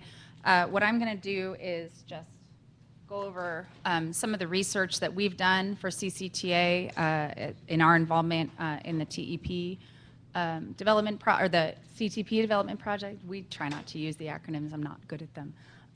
So we're going to go over some of those, some of the research that we've done so far, and then a quick overview of what we're going to do upcoming. A quick look at the county, the way we refer to the regions, it essentially matches the regional committees. So essentially what we have already done here is we've done 3 pieces of research. They were all done in late 2013 and early 2014. So we actually haven't, there's been a lot of other outreach elements going on. There's not been any opinion research since late or early 2014, but in 2013 we did some focus groups across the county to try to understand how people sort of talk about talk about transportation, talk about their challenges in transportation in the county. Then we did 2 telephone surveys in January and March of 2014 that are representative sample surveys of the county. So we'll go over some of the results of all of that research. First of all, quickly on the focus groups, these were actually really, really interesting. Some of the things we've seen, and as you look at this, remember these were done in late 2013 and then early 2014. There's been a lot of changes in the sort of economy essentially since that time. So some things we started to see then, I think we're seeing much more now. And when we come back to do more research, we'll see even more. So the importance of traffic and transportation as high profile problems returning with resurgence of the economy. This is something we see all over California. As the economy gets better, the problems are traffic and growth. When the economy is bad, the problem is the economy. So we start seeing people talking about sort of these kinds of problems. They do see the road and highway network as catching up with population growth, but believe that BART and public transit remain inadequate. And they actually held up Muni as an example of great public transportation, which we thought was very interesting, that when you live here and your experience with Muni is maybe you take BART and then you get on Muni and you go to a baseball game, that works great. And so they sort of said, why can't we have here in Contra Costa what they get to use over there in San Francisco, in addition to the usual examples they give of Paris and New York. They said, and San Francisco. Another thing we found, CCTA doesn't exist. They've never heard of the transportation sales tax. They don't understand how the county's involved in transportation planning. So certainly thinking of sort of these are just regular people. You know, this is not something they spend a lot of time thinking about in terms of how the planning components happen. They spend a lot of time looking at the pothole on the road or wondering why the parking lot at BART is full. But, you know, thinking about the planning, you know, sort of figuring out how to talk about this in a way that communicates with people is sort of part of what we're trying to do. They do think current highway improvement projects are the result of state and federal funding and Caltrans. They don't really connect it to the county. They don't understand the role that they themselves have played in making these kinds of improvements. They want the CCTA to be aspirational, so not reactive, but really thinking larger. They don't think about their world ending at the Contra Costa County line. You know, regular people don't think, you know, Oakland is really that any farther away than Richmond, just because it's out of the county versus in the county. So definitely sort of, you know, all of this work that the CCTA is doing and thinking regionally, you know, this is how they think about their own travel patterns and what they need. Many improvements are unpopular before they're built, prove their worth once they've been experienced. So we see this with like a metering light. You turn on a metering light. Nobody likes the idea of another light. But after something like that comes online, they start to see the benefit, start to appreciate the benefit of things like that. So many of sort of planned improvements will be popular once people start to understand them and maybe experience them. Plain language, I know Martin just stood up here, gave a great presentation that had a lot of initials in it. You know, part of what we heard is that they don't understand all these initials, they don't understand all these complicated terminology we use maybe for some of these projects. So sort of part of the work we're doing upcoming is sort of trying to understand how do regular people talk about transportation improvements. We're going to do some specific research on innovation and technology as well. Just really try to understand how do they talk about it so that when we're talking about it to the public, we're saying it in terms that they get. So that all came out of the focus groups, and we followed that with a set of 2 telephone surveys. This sort of summarizes both of them. A really high-level summary. Transportation and traffic are among the top concerns all across the county, along with jobs in the economy, schools, and crime. These surveys were from early 2014. Certainly when we go back with more surveys, we expect a little bit of change, but we were already seeing that transportation and traffic were high-level problems for people even back then. Improvement priorities are similar across the county. So traffic smoothing, they like this idea. It's a little bit, you know, a good way to talk about a lot of the different types of projects that will smooth traffic, make it easier for you to get where you're going. Road repair, improvements for seniors and disabled population, and more and better BART. So BART expansion is a priority all across the county, including West County, and we've seen this in the research we did for CCTA. We just wrapped up some research for West County, for WICTAC specifically, where we see people want more BART, they want BART everywhere, and they want it to work better. How we translate that into this is a different story, but certainly people are interested in having better BART. Finally, an augmentation of the current transportation measure does appear feasible in Contra Costa County. About 2/3 of voters support the measure. This was back in early 2014 when this was last tested, but we do see consistent support. We did it across 2 surveys. We did it in several different ways, and we see a very consistent level of support, and the measure will need 2/3 if it goes to the ballot to pass. So we did see strong support. Another important component, though, is that strong accountability provisions and controls will be important. So certainly people are asking for a lot of transparency, a lot of controls to make sure that that money is spent in the way that we're all saying it would be spent. A few slides on some of that data, and we have lots more data, but this is just a really high level. So do you think things in Contra Costa County are going in the right direction or off on the wrong track? The blue line on the top is right direction, the red line is wrong track. We're seeing this all over California right now. As the economy gets better, this tends to track with that. So we see the right direction number moving up, we see the wrong track number moving down. And certainly that's a more positive environment. People are in a better mood in general. Most important problems, this is an open-ended question. They can say anything they want. What's the most important problem facing Contra Costa County today? We've split this. The first column is the county-wide number, and then we have it by region. And we see there at the top unemployment, jobs, and the economy. I suspect when we come back and do some polling again now, we might see a little bit of shifting in those top priorities. We do see traffic, transportation, roads. We see that as second countywide in terms of the most important problems facing the county. We also see it as very high on the list in essentially every region. Even in the West, where they have had some other pressing concerns about schools, we also see traffic and transportation is up there. But you see in almost every region, it's a top 2 problem. So it's definitely something that's on the mind of voters in the county.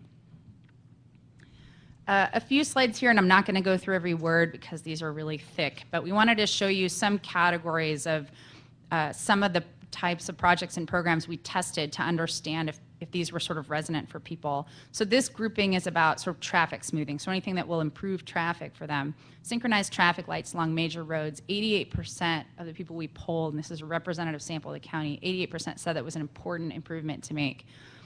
Use technology to improve traffic flow on major roads when there's an accident on the freeway. 86% said that was important.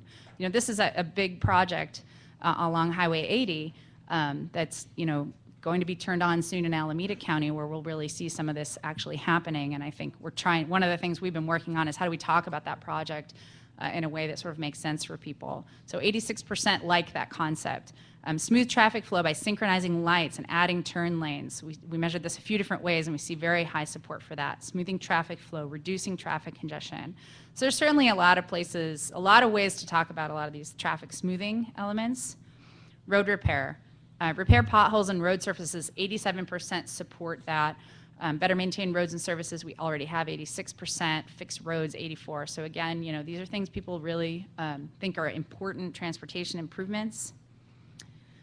Enhancements to senior and disabled services, enhanced transit services for seniors, people with disabilities, 86% said they supported that in the March survey. Enhanced transit services for seniors, 83% support that in the January survey. And improving BART and public transit to prepare for an aging population. This is something we really saw in the focus groups, where it's not just about the people that are seniors and disabled population now. It's about an awareness that everyone's going to be there, and that it's about shoring up the network we have and making sure it's there so that when my parents are there and when I'm there, that's a system that's there for me. We really saw that in the focus groups, and so following up in the survey on that. BART. We asked about BART in a lot of ways, and in a lot of ways, people really want BART. Improve safety in BART stations and parking lots. Better coordinate BART and bus schedules. Increase parking at BART stations in Contra Costa County. Extend BART to Brentwood in East Contra Costa County. 79%, this is countywide, 79% said it was a priority to extend BART to Brentwood in Contra Costa County. So even in the parts of the county that would probably never get on that line and ride to Brentwood, they see a value in that BART extension. We also have extend BART up the I-80 corridor between Richmond and Hercules, 66%, countywide. Extend BART along I-80 between Richmond and Hercules, 66% said that was a priority. Also, some of these other elements that are replacing the BART rail cars, 77%. expand BART in Contra Costa County broadly, 75. So definitely a lot of requests for expanding BART. We also have a lot of elements that are sort of improving the system, making sure it works, coordinates well with other systems as well. Randy had this up a little bit ago. The vast majority of voters think that there's at least some need for additional transportation funding in Contra Costa County. So we asked them if there's a need for additional funding. 34% say there's a great need. Another 41% say there's some need. So you're starting in a great spot with 76% saying that there's a need for funding. And you see that's pretty consistent across the regions of the county. A little bit of differences in intensity, and I think interesting that the East is sort of the highest intensity region.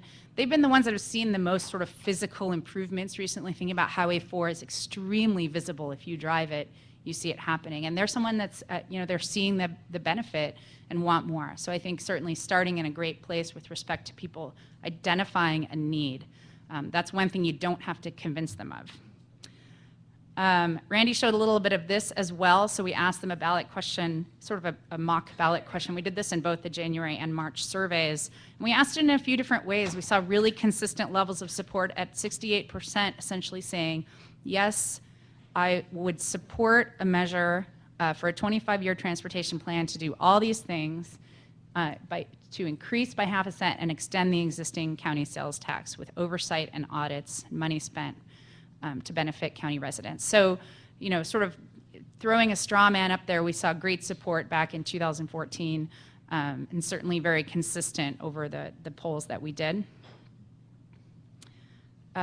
Also want to make sure we remember that strong accountability measures are going to be really, really important.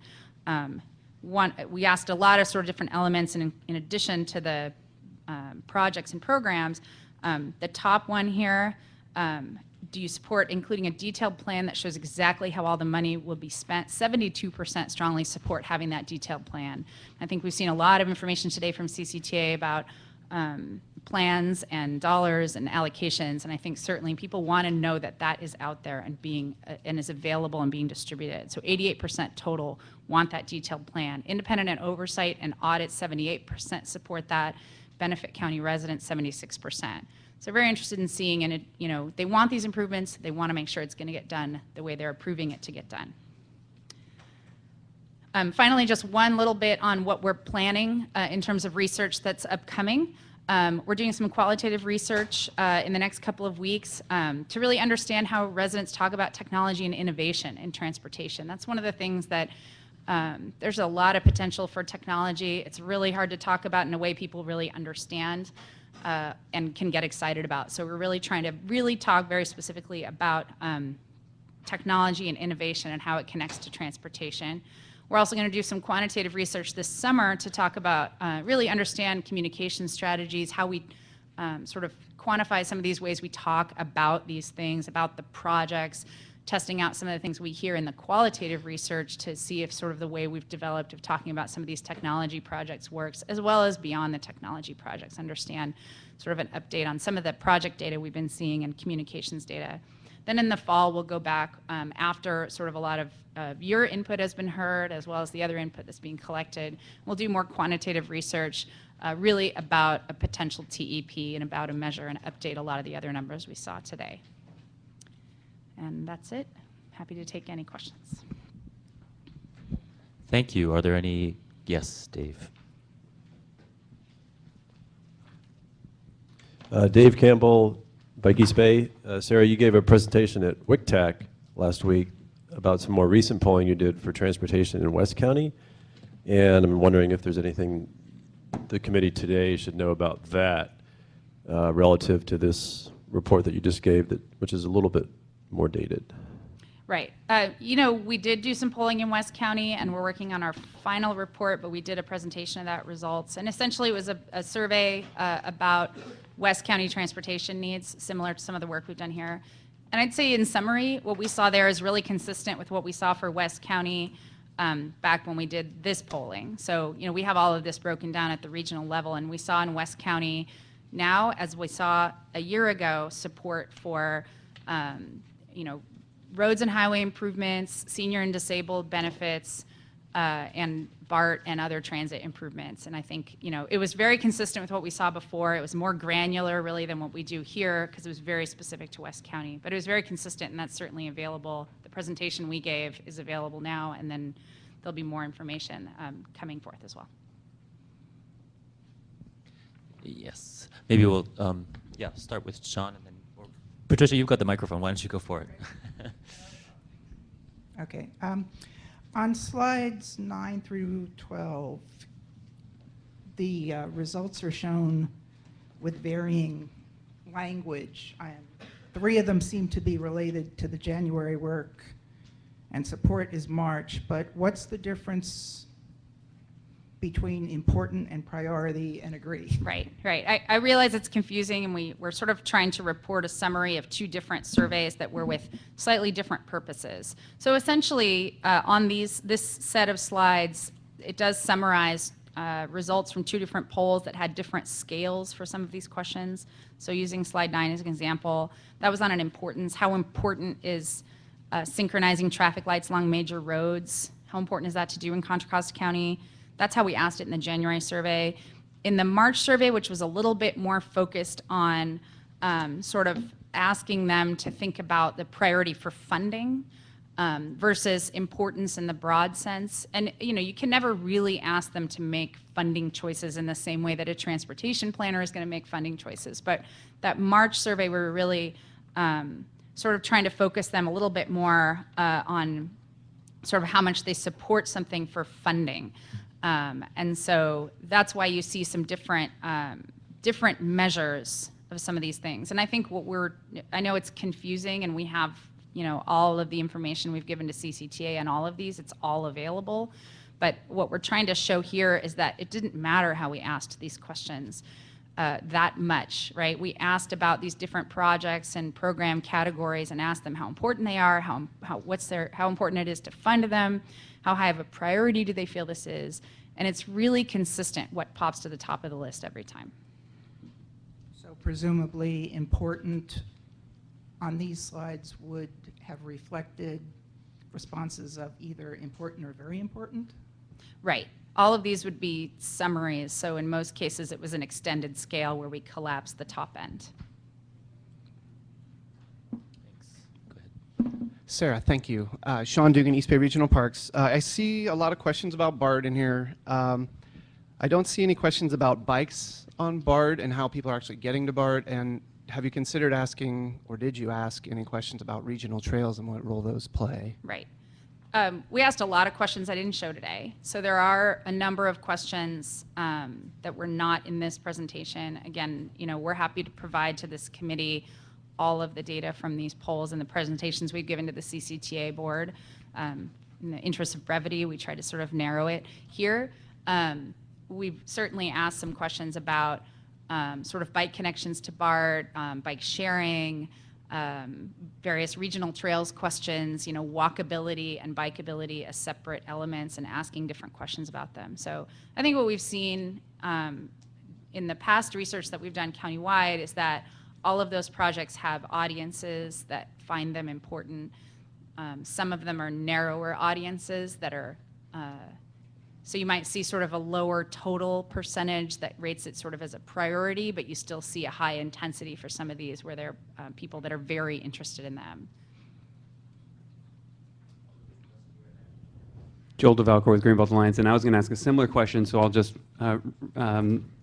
kind of get the part that I felt like was also important. So I think it would be great to see the broader polling numbers, and it would be also, I think, important to come back to us and see if there's anything that's missing. So recommendations from the EPAC on potential polling questions, things like local bus service, CCTA in their outreach had shown as being a high priority.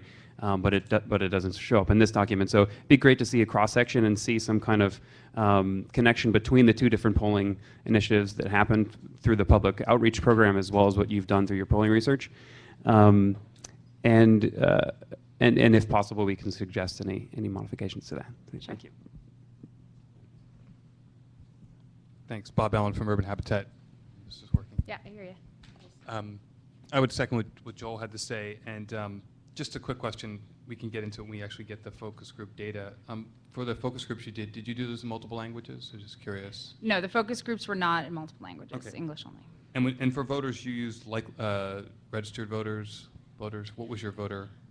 For the two surveys we did, it was a pretty broad definition of a likely general election voter. So we didn't we're not looking, we weren't at the time, and we're still not looking at one specific election turnout model. But our interest was in gathering data that we could use to model various types of elections. So the definition we used was fairly broad, sort of anyone who might vote in a higher turnout election. So we didn't screen out a lot of people for that effort. I think as we get closer, we'll look more specifically. And the last quick question, I mean, the beauty of polls is that they're in the eye of the pollster or whoever's putting the questions in. This process is a lot about trade-offs. I think we'll come to see pretty quickly. So I'm wondering, and this goes to Joel's point about how we frame questions going forward. You didn't have any questions that are about trade-offs because, it's great to ask people a list of, I would like more BART. Would you like to preserve the BART that you have right now? Would you like the BART that you have right now to run the way you want it to run? I shouldn't assume I'm asking, were there questions that implied that there are any trade-offs as there are in the real world? Yeah, one of the things that we did in one of these polls, and we didn't show it today, it's a little bit complicated, but we did, essentially some forced choice kinds of questions where we'd sort of give them, if we have a list of like 10 priorities, maybe we give them sets of 4 and ask them to pick one, and they're designed in a way that we can then create, if we're asking them what's the most important one for you of these 4, and how about these 4, and how about these 4, sort of like, if you go to the optometrist and they ask you to choose A, B, then B, C, now A, C. It's kind of like that, and It is kind of like that. You can't see them clearly, so right, it's actually yes. a good analogy. Yes. So we do have some of that already, and I'm sure that we'll keep employing that as we go forward. I think it's a great question and something we've been developing. It's very hard to do in a phone survey if you have a lot of questions because it can take a really long time. So we've been working hard at sort of developing a tool that we can use that allows us to do that on a telephone survey. I would hope we could move towards the polling that mirrors the actual conversation, which is, you actually can't have every BART extension you want and replace the fleet and have a state of good repair. Right. So. Right. Hi, Sarah. How are you? Where are right you? here. Oh, hey. Yeah. Hi. Terry Caney, Contra Costa County Office of Education. I'm wondering about the measure support. Were there any numbers attached in regards to either projected funding that could be generated from a sales tax increase or funding level needs that have been identified in the plan?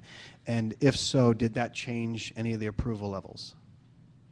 Once people heard the amount of money that could be generated by a sales tax increase or extension, or the funding levels that are needed? Right. In the polling, we didn't talk very specifically about the totals. Really, we were trying to focus on what a voter might actually interact with, both on the ballot as well as some of the project-oriented items. I think in the going forward, I think that'll be more of part of the conversation as we start understanding, better sort of what that dollar amount is. I think part of the something we often say and we often see in opinion research about ballot measures and revenue measures is if you're talking a lot about the money, you're not really talking about the stuff they want to hear about, which is all the great stuff they're going to get if it passes. So I think that there's definitely that information needs to be out there and available and discussed and given to the people that need it and want to rely on it. And I think what we're trying to do is sort of understand how do regular people want to talk about this and what's compelling to them. And I think that's a piece of sort of how do we talk about this when we talk about research about messaging and communications, and how do you talk to people that we would certainly want to incorporate. When you do introduce those numbers, how does it typically affect the approval levels? Do they go up? Do they go down? Like when you introduce the total When you amount of money. introduce real numbers, attached to these, in your experience, does it affect the approval levels? Not the way you would think. I think that they're such big numbers in a case like this that it's really hard for people to grasp them. So I think part of it's going to be about how do you contextualize it and help them understand the importance of that money to them. Hi, Joel Ramos again from Transform, and I'm wondering if folks were asked a lot of times it's hard to imagine what some of the real improvements that could be won with transit service because of really efficient technologies that a lot of us haven't seen before. Part of what makes Muni run so well is they've got things like all-door boarding now. They've got dedicated painted transit-only lanes. They've got signal priority, queue jump lanes, bus bulbs, things that the average bus rider isn't going to think about, I think. And if you just lay out this idea of bus service, a lot of us don't ride the bus because it's not fast enough, and it wouldn't really help us if there was more of it. So I'm hoping that in future polling, I'd love to know how detailed you got into the bus service and how potentially in the future we might be able to help inform this kind of polling so that we can make sure that the public really understands what options are available to get better mobility, or to perhaps even restore some of the service that was lost over the recession, service hours, if you will. Yeah, a few things wrapped up in there. I think my first note is that we're doing some qualitative research coming up very soon on this specific question of technology and innovation in transportation, including how it can help transit riders, including signal priority, signal timing, including, you know, integration of technology in cars and in transit vehicles, sort of all over the map. And I think one of the things we've struggled with, and that we all struggle with, is how do you talk about this stuff in a way that people understand the benefit it will have for them. So I think that we've spent a lot of time talking about the technology itself and trying to then explain how it will be a benefit.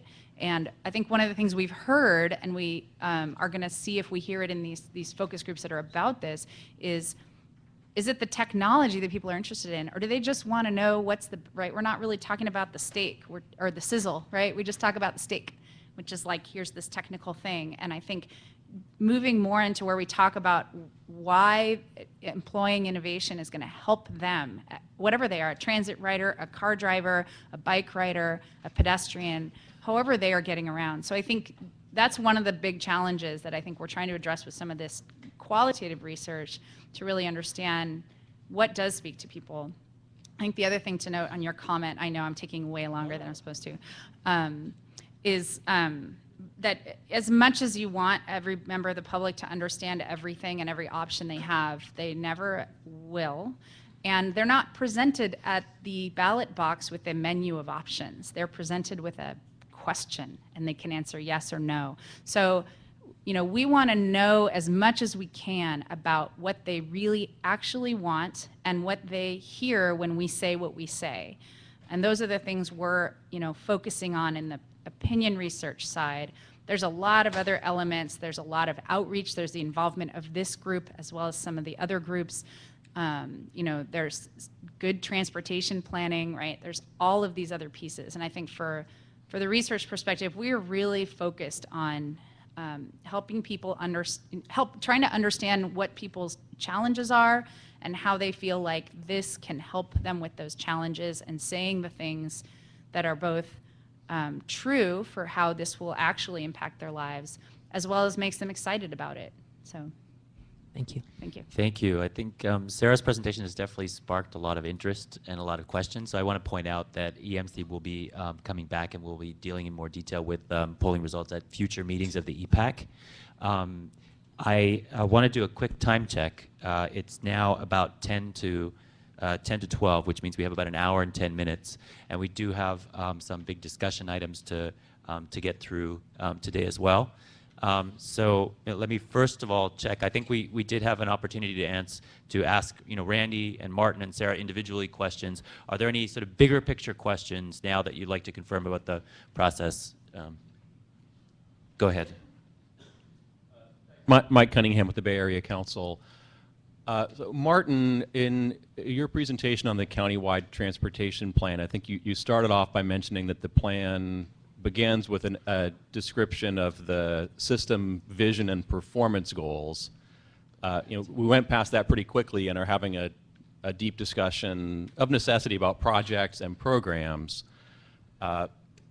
So the employers that I represent, the Bay Area Council represents, like, we don't really care about projects or programs. We care about the system performance outcomes. And maybe we'll have time to talk about this more later, but the system performance outcomes that our members care about are convenient commutes that connect people from housing that they can afford to jobs that they can get, effective, efficient goods movement, and to the extent that transportation investments can drive this, expanded housing production. So my question is, can you say a little bit more about what is the vision, what are the performance goals, and how will, what is the process for connecting back the expenditure plan that's developed to identify its effectiveness at reaching those goals? That's a big question.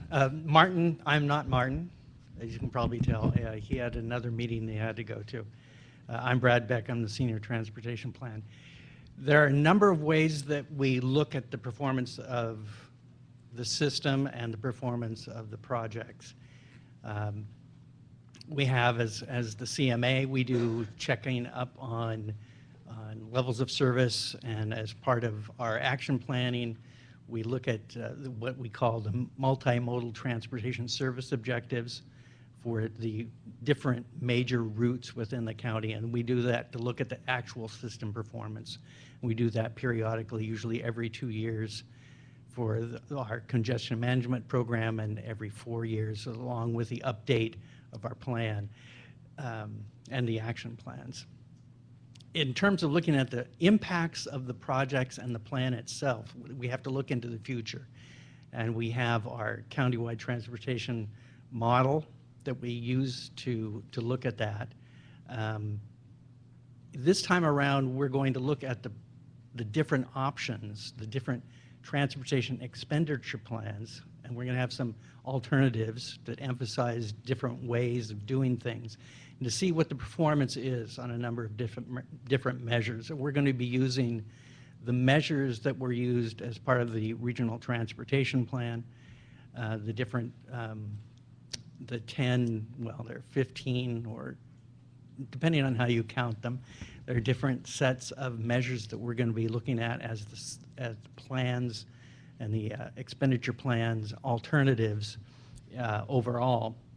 As Martin pointed out, we're also going to be using those measures to look at some of the bigger projects individually in a qualitative way to see whether they meet or help support meeting it, don't do anything to support those measures, or actually work against those measures. So that's going to be something, and we'll be bringing that back to you, that analysis, both of the alternatives as a whole and of the overall or the individual analysis of each of those projects that are the major projects that we have in our countywide, our comprehensive transportation project list. So a quick follow-up. As you know very well, the 15 or so performance goals of the regional transportation plan are being updated for the Plan Bay Area 2.0 process. Yes. Did you mean to say that you'll be using the goals that were, the targets that were established for Plan Bay Area 1.0, or the new set that are being developed for? Well, since to we're update? starting right now to look at the analysis of the big projects, and since MTC won't finish adopting their 2.0, and well, actually we're on the same committee looking at those, and that won't be done until we'll be done with the analysis. We have no option but to use the 1.0. I think there'll be a lot of overlap, as you know, between the two.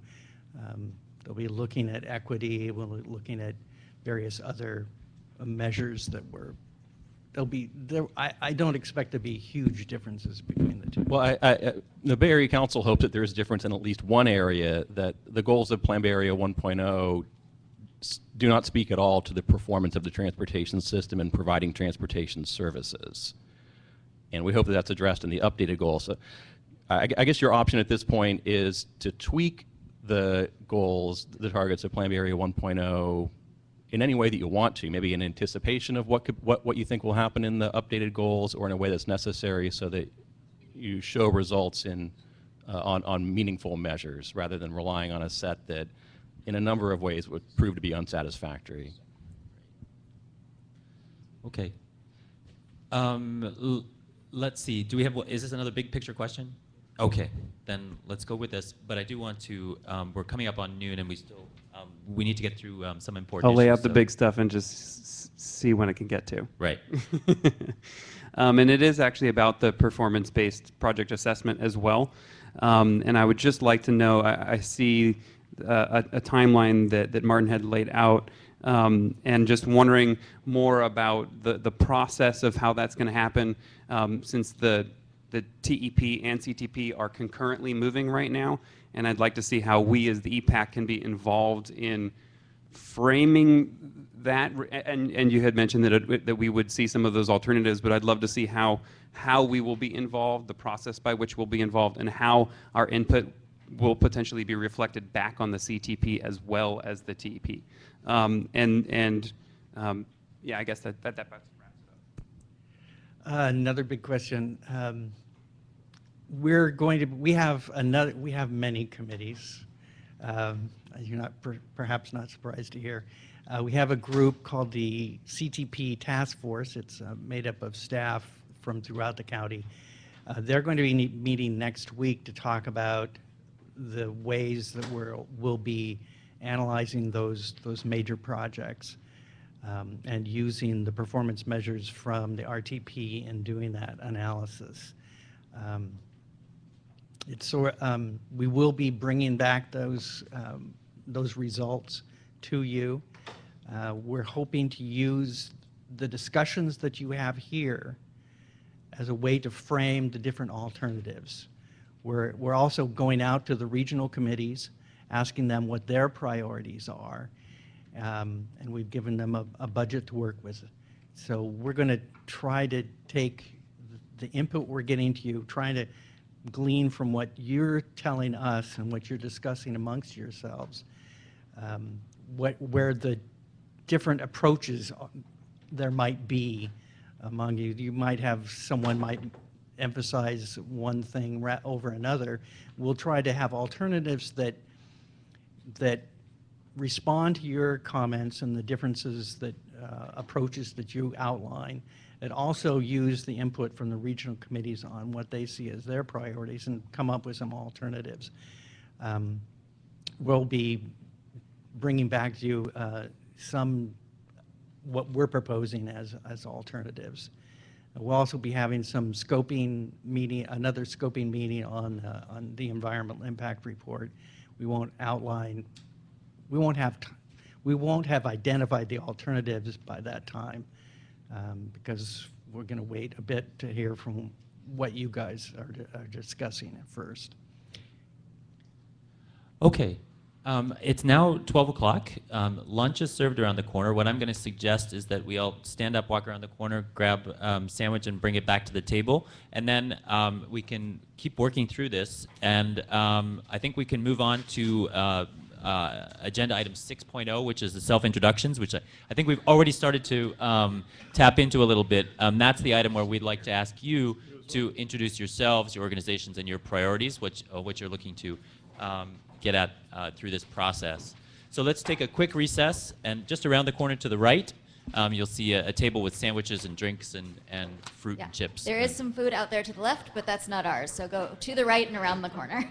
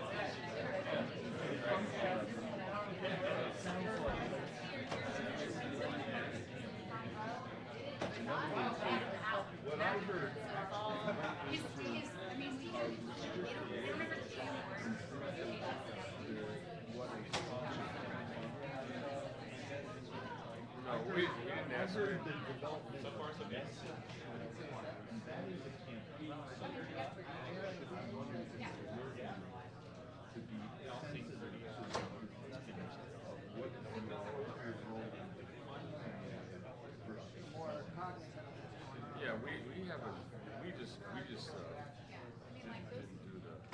We're not trying to sell it. We were trying to do this. But I listened very carefully. Yes. We're not selling anything. In fact, we haven't made a decision to go forward. Yes. The development. I said that 3 times. Understood. The development of message is a campaign. That's right. That's right. Just wanted to agree with So when we're ready to go, you're gonna help us? I have to say, and you know, I think it would be probably helpful if you invited me to come and meet you. I think there is a really fundamental problem with all of this. I laid it out in our comment letter on this. Just this in general, this one, or like Alameda, We wanted to see it, so let's be clear, we were very So, but you did. we did. But my point here is looking to the public. What the public wants. So the idea of using the polling information to drive to create a plan it's throwing out the whole subject of planning. No, you know what? See, the reason why we polled wasn't to drive the planning process, was to get the. But wait a minute, I got to tell you, the CTP has a planning element to it, and they have a list. And part of the thrust of our comment letters are totally separate. Again, I don't want to take your time right now in the middle of this critical meeting, but I listened carefully to your presentation and have such profound disagreements with it. With my presentation? Yes. What I showed you? Yes. Okay. That in terms of what's needed to produce a plan that is climate compliant. No, I didn't go into that. You're talking about my personal presentation. What Martin's? the whole Because I was laying out the impetus. I wasn't laying out whether it's a climate or this or that. My point is,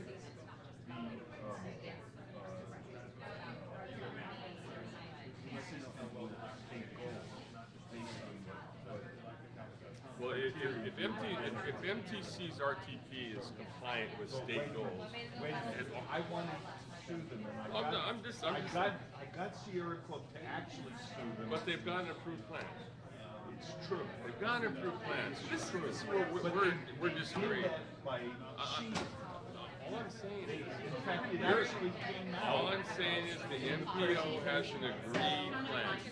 We're going to be part of that agreed plan. We cannot get a project or program unless it's in that plan. And that plan's been approved. So the fundamentals that you disagree with, if you disagree with their plan, that's another issue. But our plan is going to be consistent with their plan. It has to be by law. Right? But that gets back to the question of where's the chicken and where's the egg. We got to start somewhere, right? Yes. And I agree with you. What I'm trying to do is drive greenhouse gases down. Yes. I was part of the administration that set those rules, AB 32, under Schwarzenegger. I worked for Schwarzenegger. And I was there when he signed SB 375 on top of the parking structure there at the money store. It was like we're in West Sacramento looking over at the Capitol, and he said, you know, every good action hero wants a sequel, right? But some components of that,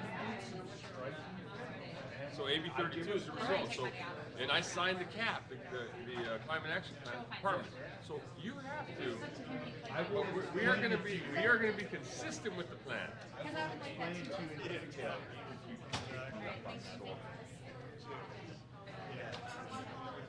I'm always open.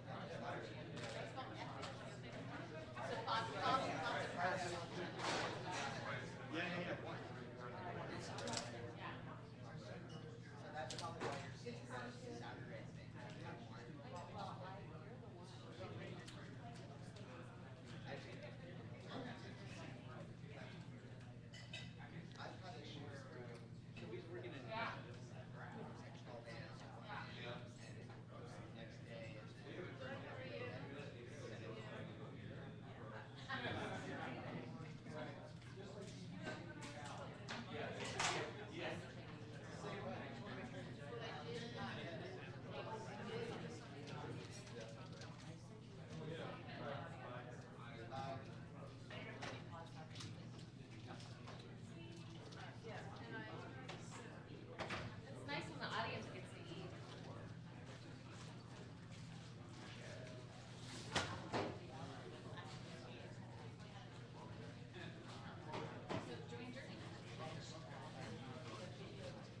Why not?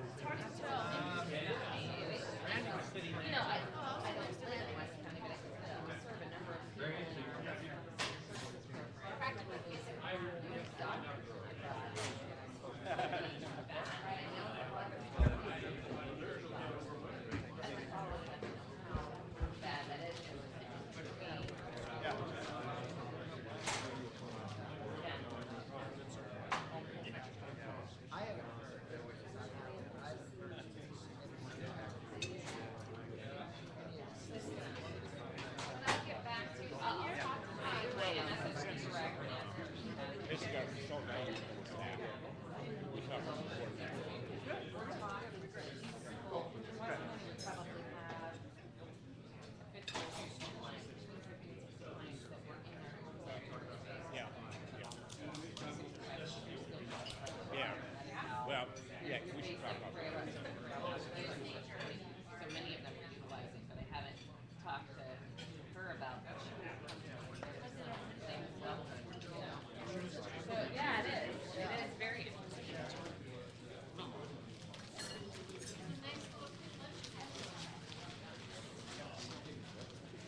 Why we're doing what we're doing. The CCP process.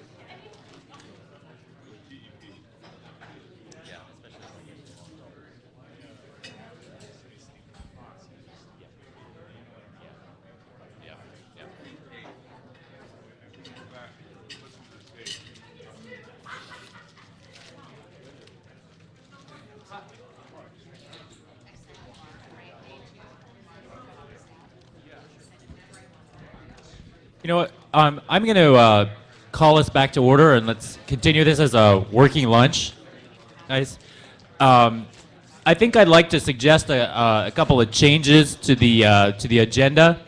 As I mentioned before we went out to grab lunch, I think I'd like to move to item 6.0, which is the self-introductions. We only have about 45 minutes left for our planned time today, and I think it's really important that we hear from you. And so we'd like to give each of you about a minute or so to introduce yourselves, your organization, and talk about what the sort of issues that you would like to see addressed through the expenditure planning process. And I'm going to start over here because I know Andy has to leave shortly, and I wanted to give him an opportunity to speak. But maybe if we can sort of start at the end of the table and go around the horn, and I'll try and keep us on track. So I'm going to try and ask you to limit your introductions to about 1 minute. But I think this will be really helpful for us as we start this process. Sure. Like I mentioned earlier, a lot of us did. I'm Emily Cohen. I work for United Contractors. We're a 40-year-old union-affiliated construction organization. So we represent contractors all over the state, primarily in Northern California, and with a heavy, heavy concentration in Contra Costa County of construction workers that do primarily heavy civil work, so out and under. So they employ about 10,000 people throughout the state who perform exactly this type of work, maintaining the roads and bridges and basic infrastructure of our state is where they do their primary work. I've worked with Andy Fields and the Alliance for Jobs very closely. We sit on their board and actually helped found the Alliance for Jobs. You're welcome. So I'm his boss, basically. No, that's not true. But we worked on the Alameda County Measure BB very closely together. Our contractors, my contractors, care very deeply about this stuff. It's their bread and butter. So we look forward to working with all of you.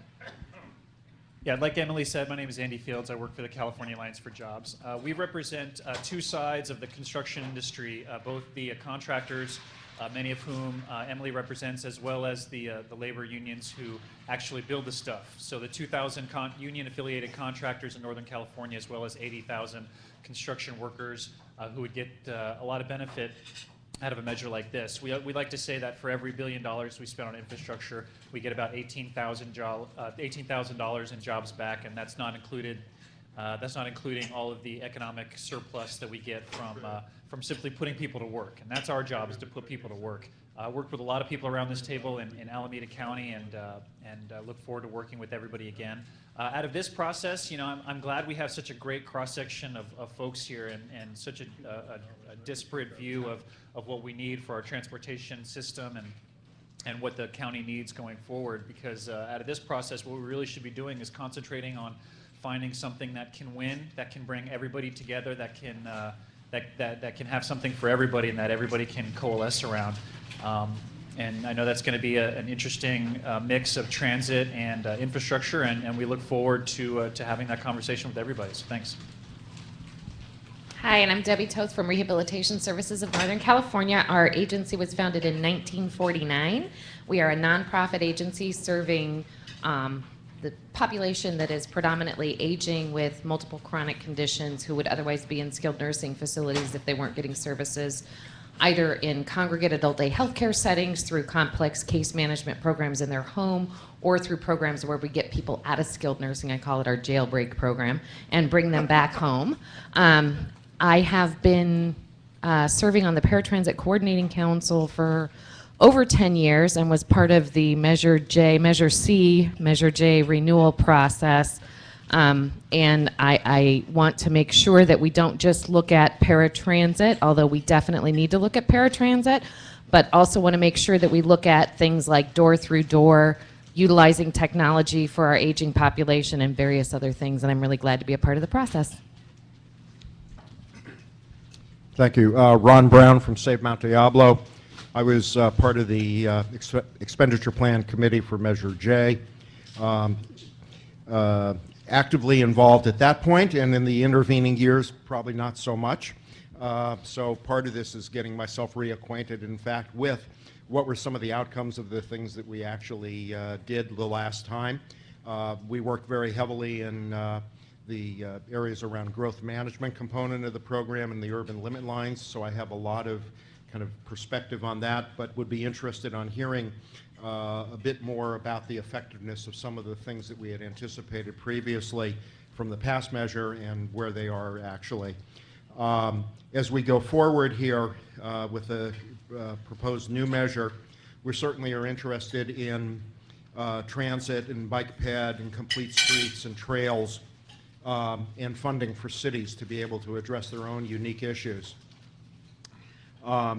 But we are increasingly interested still in the growth management component, how that can be evaluated for being even more effective, and what changes we should be thinking about and considering in growth management and urban limit lines to help facilitate the development of very livable communities and cities. We want to take a close look at the projects that are being proposed on the list. Some of the projects that I think are going to be working their way to the top of, or into the program or into the list of projects are things that have been around for a long time, and I'd like us to stop and maybe evaluate whether some of those projects actually are still relevant, given the new technologies, new transit considerations, and whether projects like the James Donlin extension really are relevant for funding in today's era. And I think those are, and the most significant one is, as all the projects begin to move forward, they're ultimately going to need to mitigate for their impacts. And what I'd like us to be considering is a comprehensive plan for thinking about a comprehensive advanced mitigation program that takes into account the full the impacts of all of the projects, and developing a comprehensive mitigation program that can really address some the collective impacts over the life of this measure.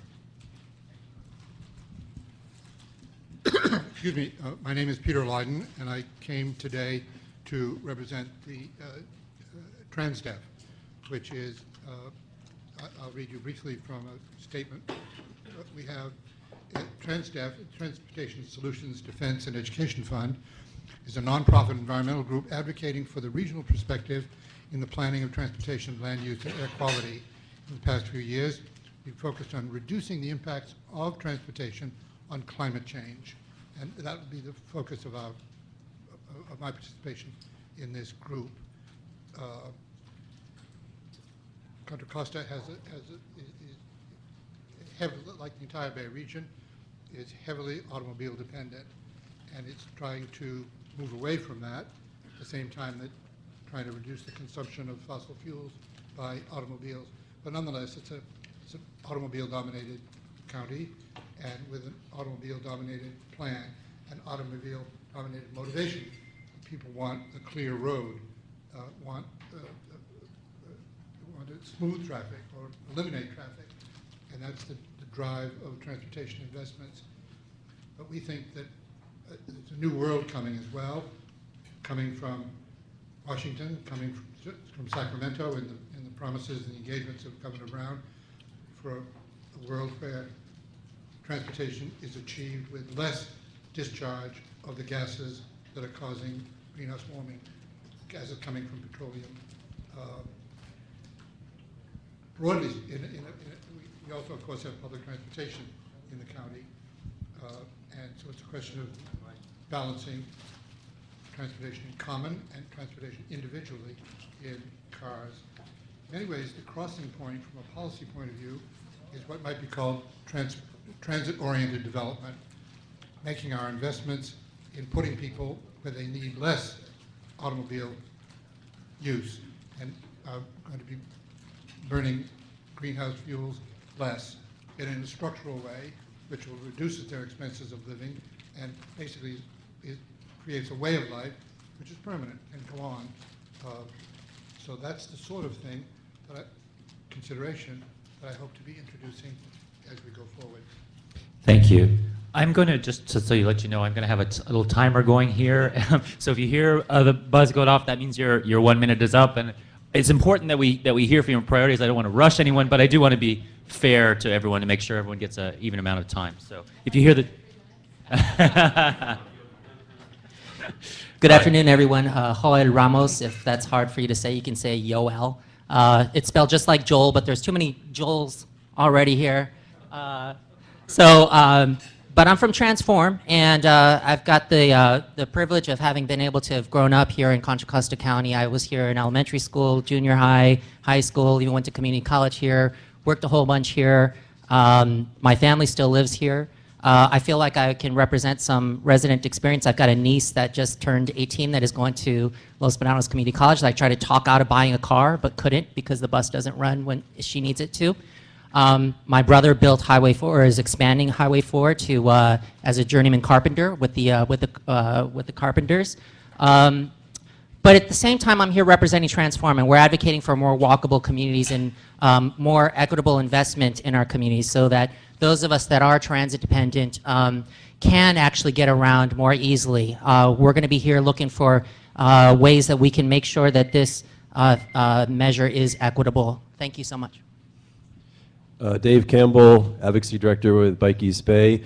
We want to see a full cent starting in 2017. We know full well that the cities in Contra Costa County need more money to make their streets walkable and bikeable, and so we're going to be pushing for that.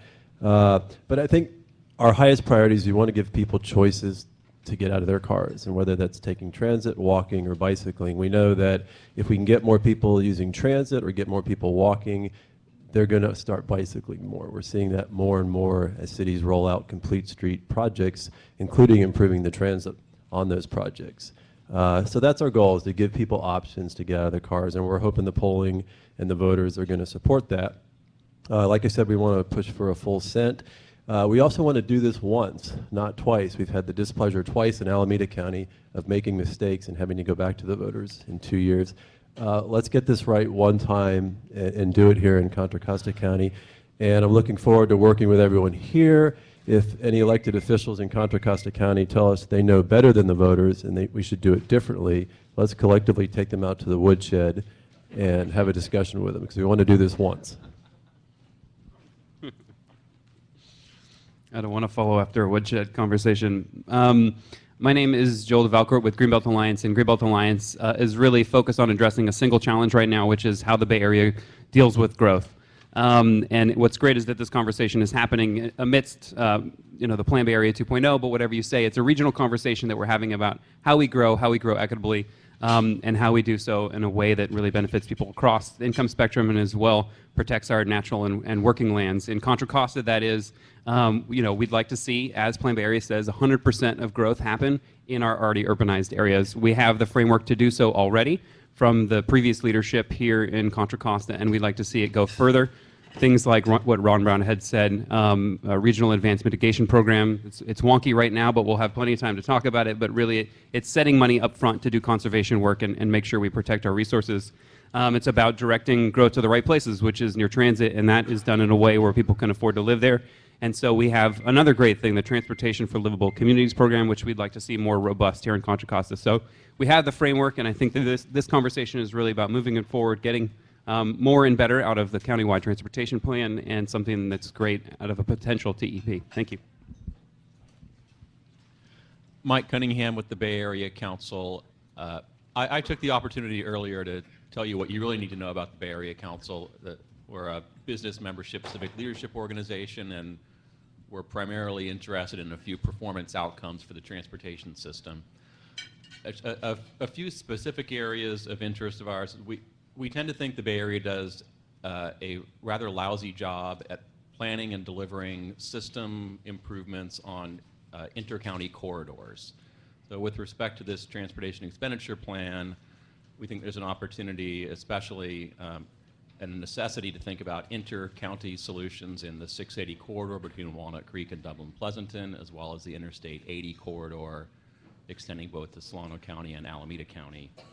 I appreciate the CCTA's interest in exploring technology. We think that rapid advances in technology as well as entrepreneurial provided transportation solutions are going to be revolutionary.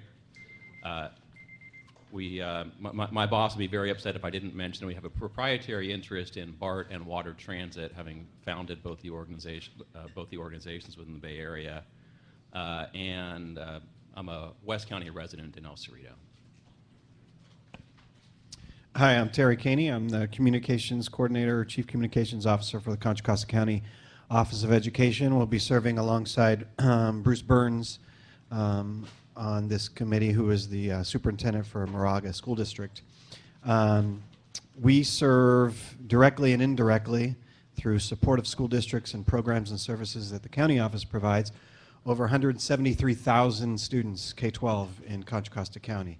So we have a very strong vested interest in what's going on here. I served as the communications director for San Ramon Valley Unified for about 20 years and helped implement the Measure J funding that we received through a program called Traffics. This was basically implemented because the state decimated funding for home-to-school transportation many years ago. And so what this did is it cut down on traffic congestion in major arterials in our community.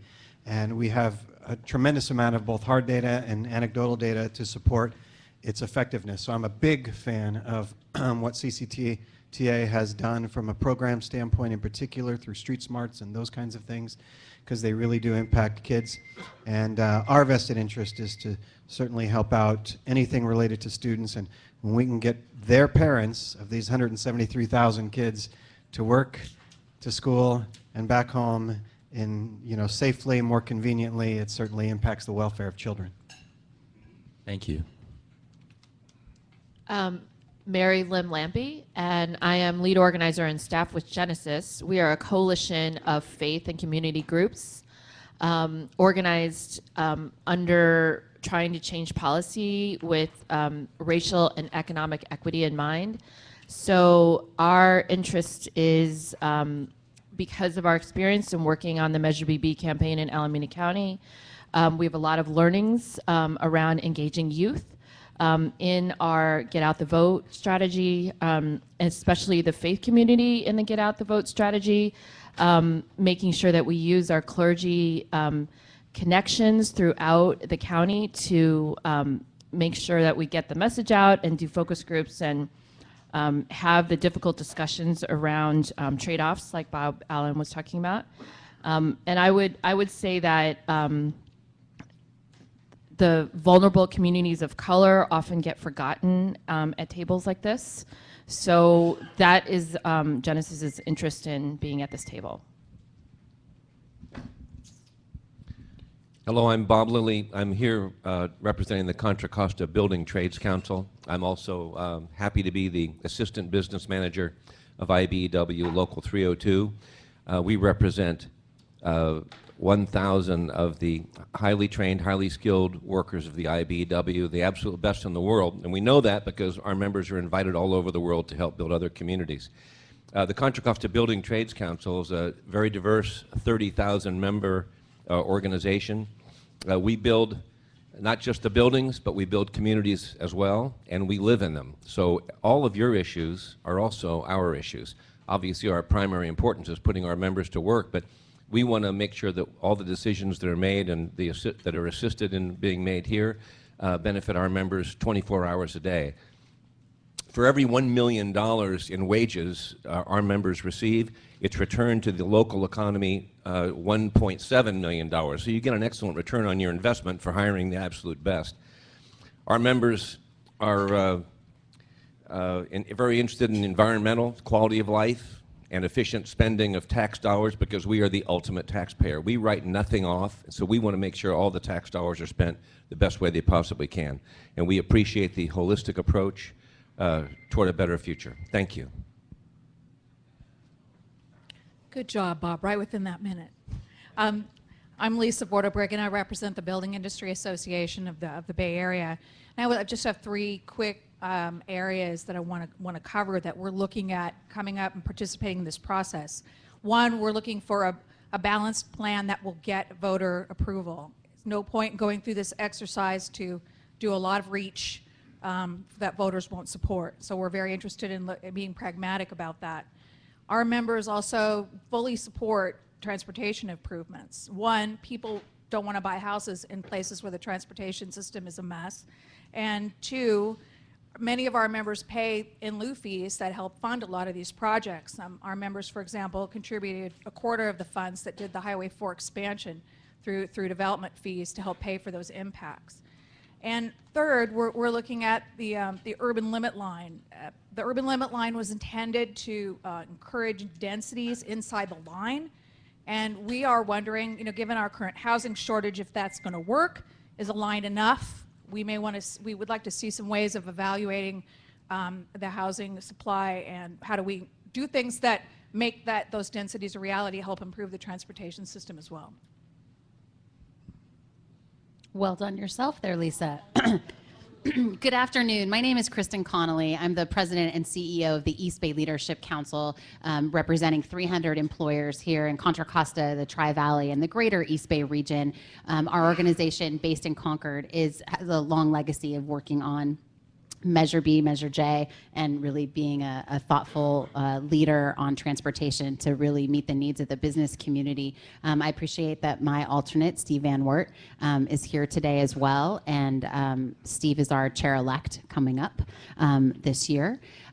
For us, I think it's really important to be we as an organization intend to engage a lot of our energy and thought around the most effective connection that we can create and support between Eastern Contra Costa and Eastern Alameda County that has huge economic development aspects, and that's an inadequate situation currently. We need to make sure we come up with the best solution there and that we push to make that happen. And also what would be the transformative investment along the 680 corridor in particular. So it's a pleasure to be here. Thank you.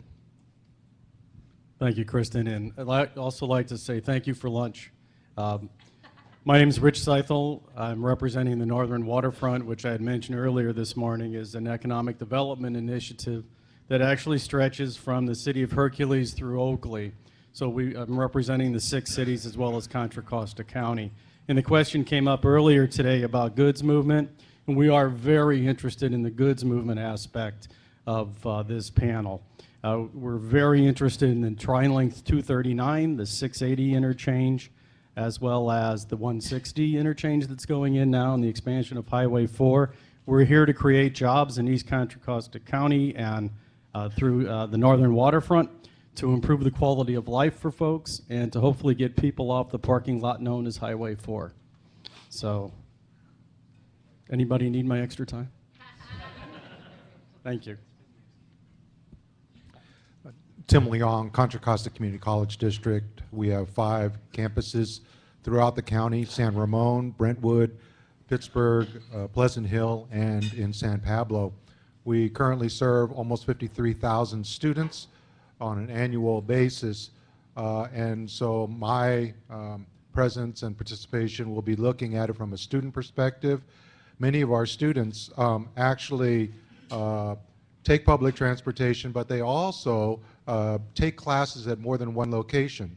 So they could very well be going to LMC in the morning and then taking a class that they could not get into at LMC over at DVC. So they are going from campus to campus. We have thousands of students that are doing that every year.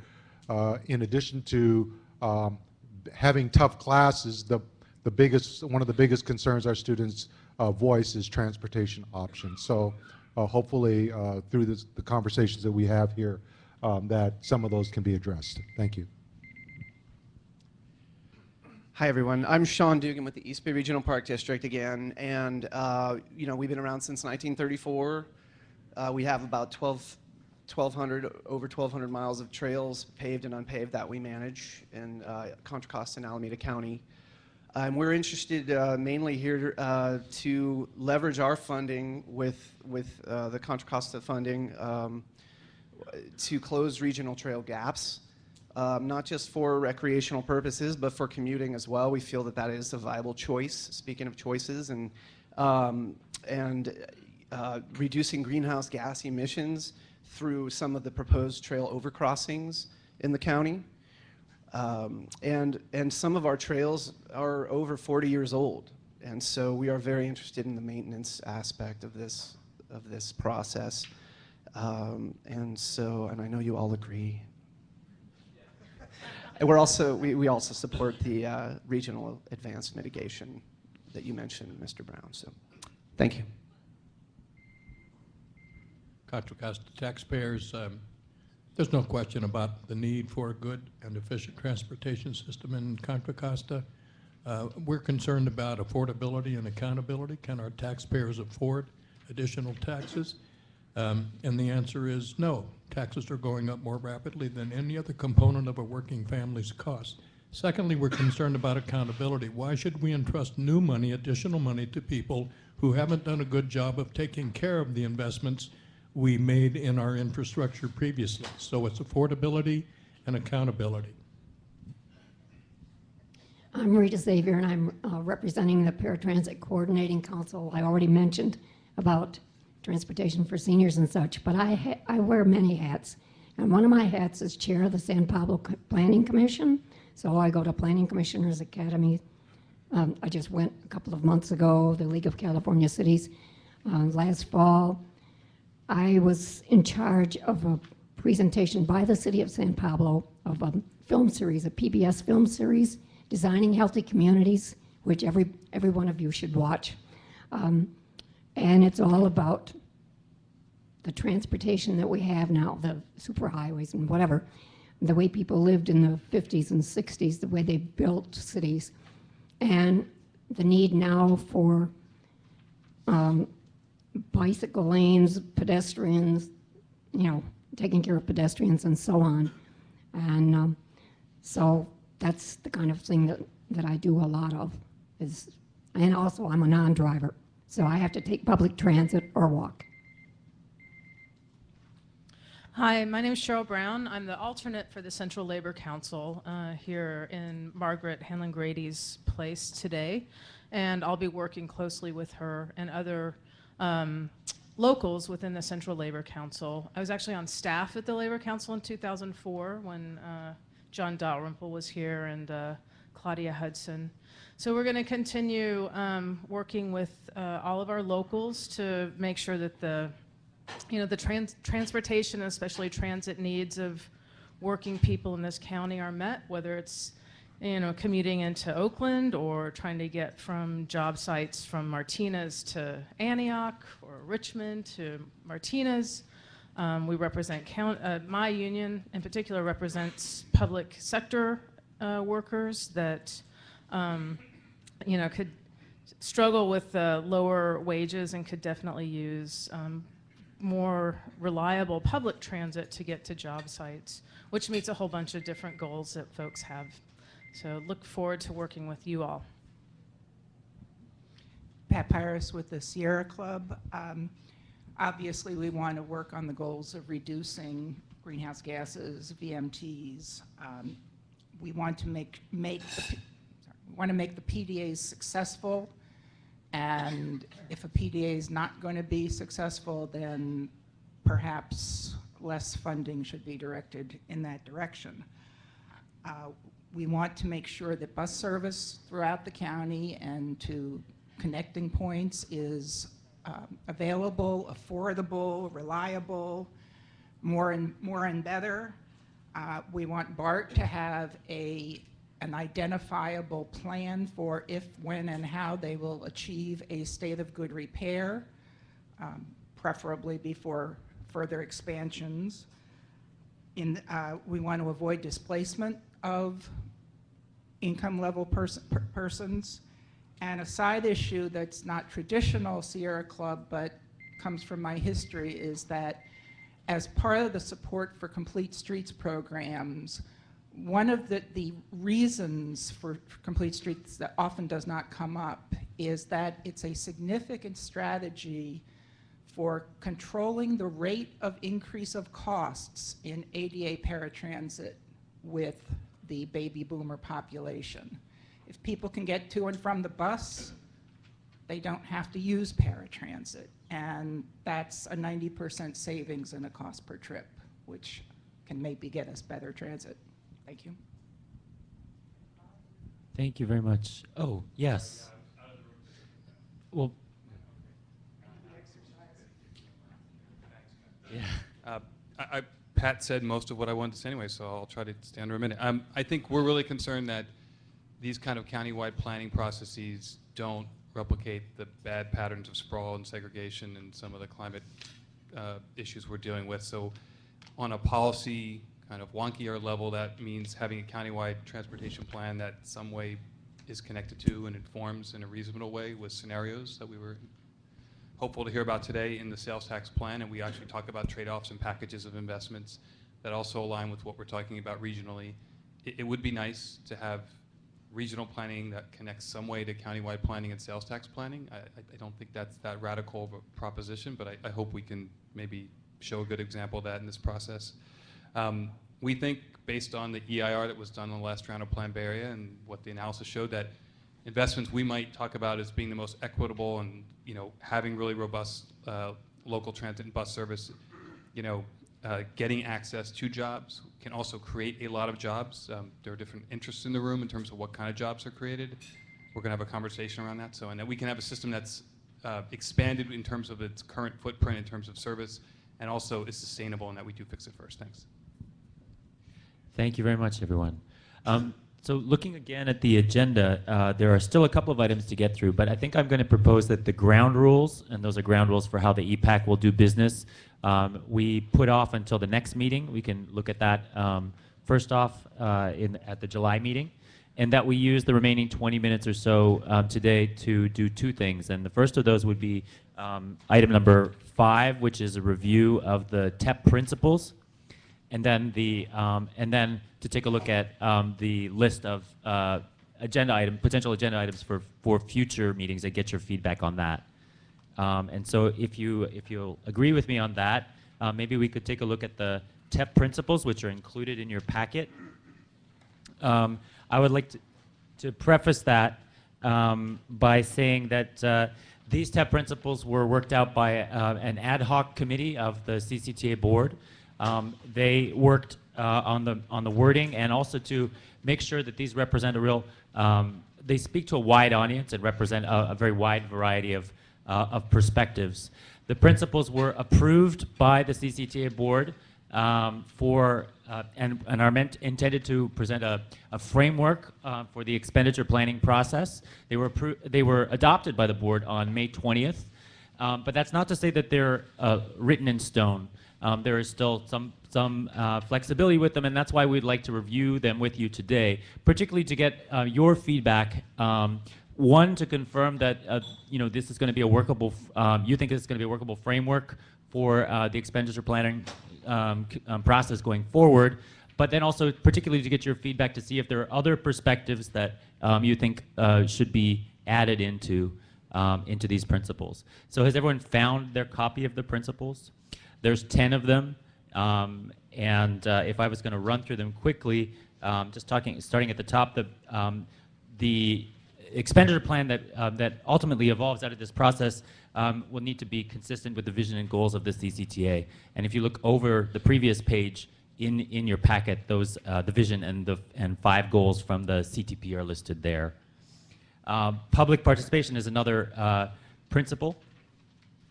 Accountability and transparency would be the third.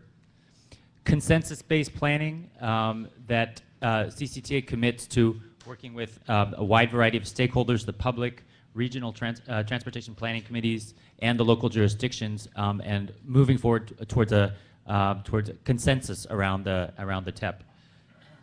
Number 5 is a balanced approach that looks to promote a healthy environment and a strong economy, and results in reduction of greenhouse gases, per capita VMT, also supports livable communities projects, and addresses future demographic and technical changes.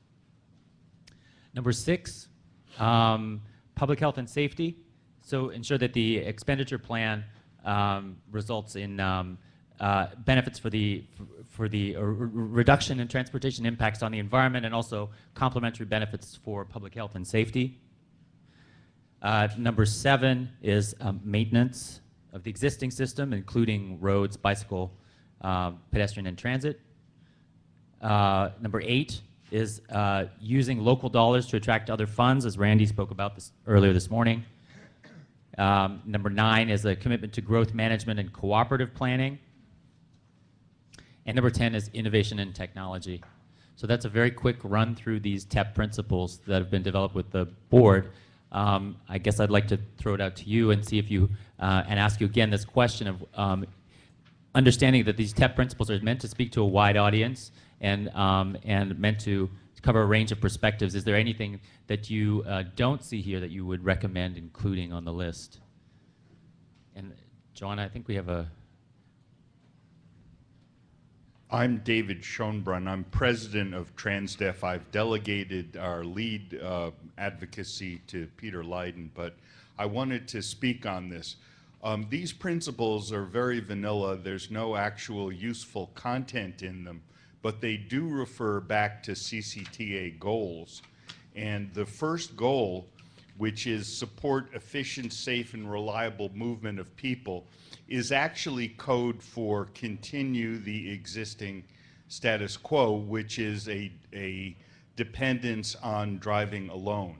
I want to point out that driving alone is something that is so deeply embedded in the thoughts, expectations, and plans of this county that it needs to be critiqued and has stopped working quite a long time ago in terms of peak hours. During the commute period, it simply is not possible that as many people that want to drive alone can do so in a reasonable manner.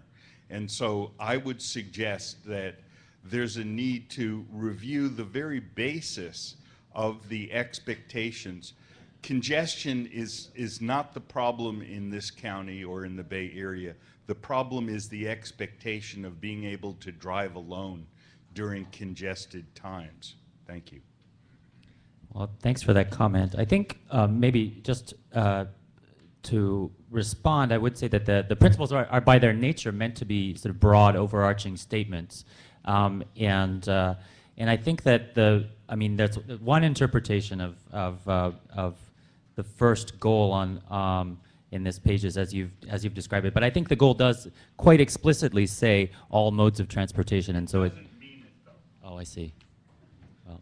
Well, yes, Pat. Can we get Pat a microphone? Thank you. I have two clarification suggestions that I think are implied in what's here, but can always be misread if people choose to take that approach.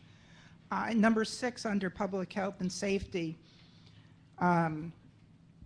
the expenditure plan promotes a policy that results in the direction of transportation impacts on the environment. I think what you're trying to say that results in the reduction of negative impacts on the environment. With any luck and some good planning, we may have positive impacts, which would be good.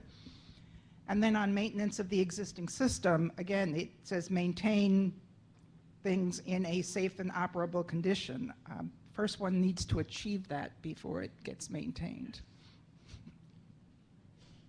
Thank you, Pat. Yoel.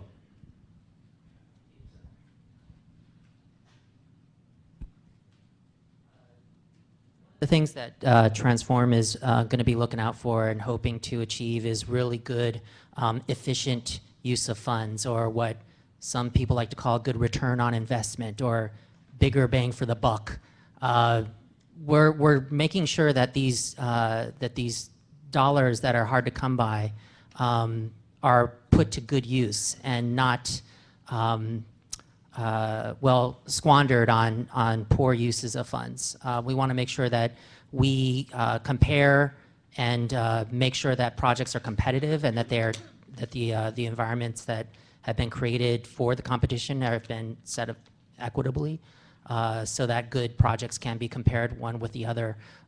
We also want to acknowledge the fact that even though it seems as though Randy was able to turn water into wine in the past, the reality of it is at the state and at the federal level, our taxpayer dollars are drying up all the time, and they're getting smaller and smaller, the sources of funds to leverage.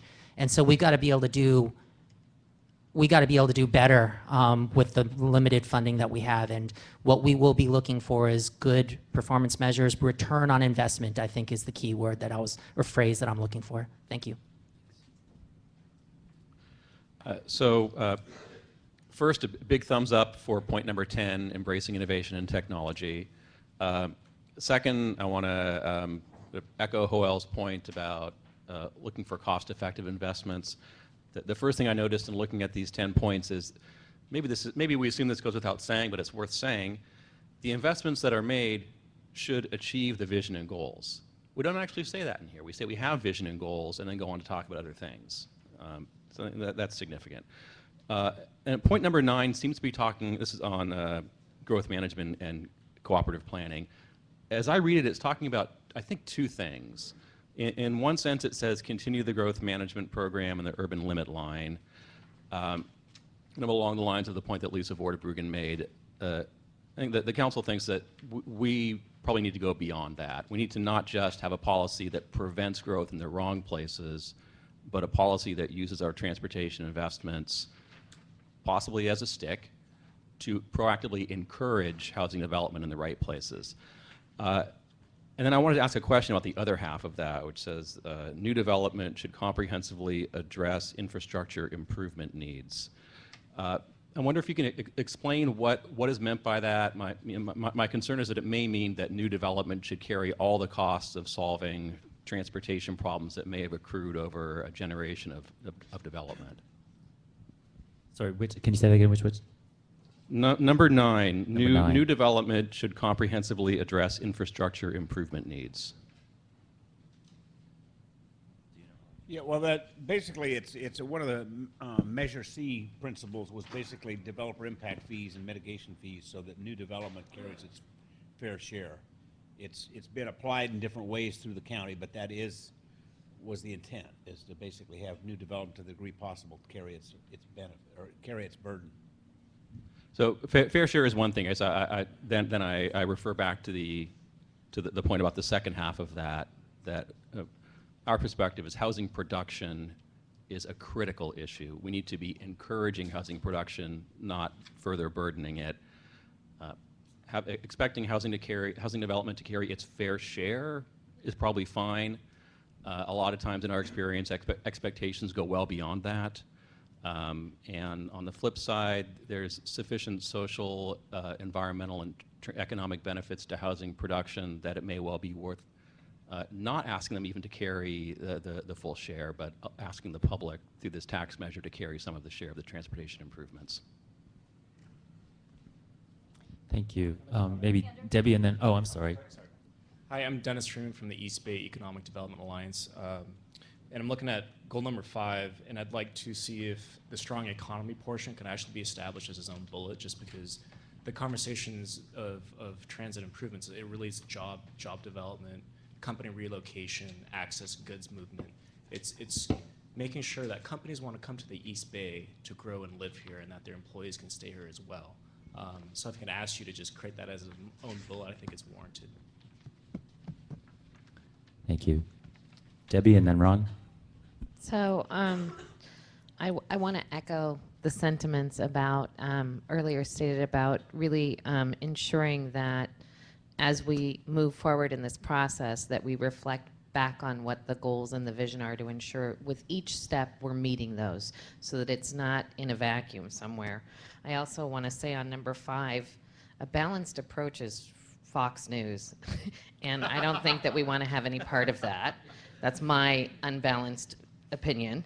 And I think intentional approach is probably a better way to put it, because I think that we want to make sure that there's intention and thoughtfulness in each step, or holistic, or something other than balanced. Thank you.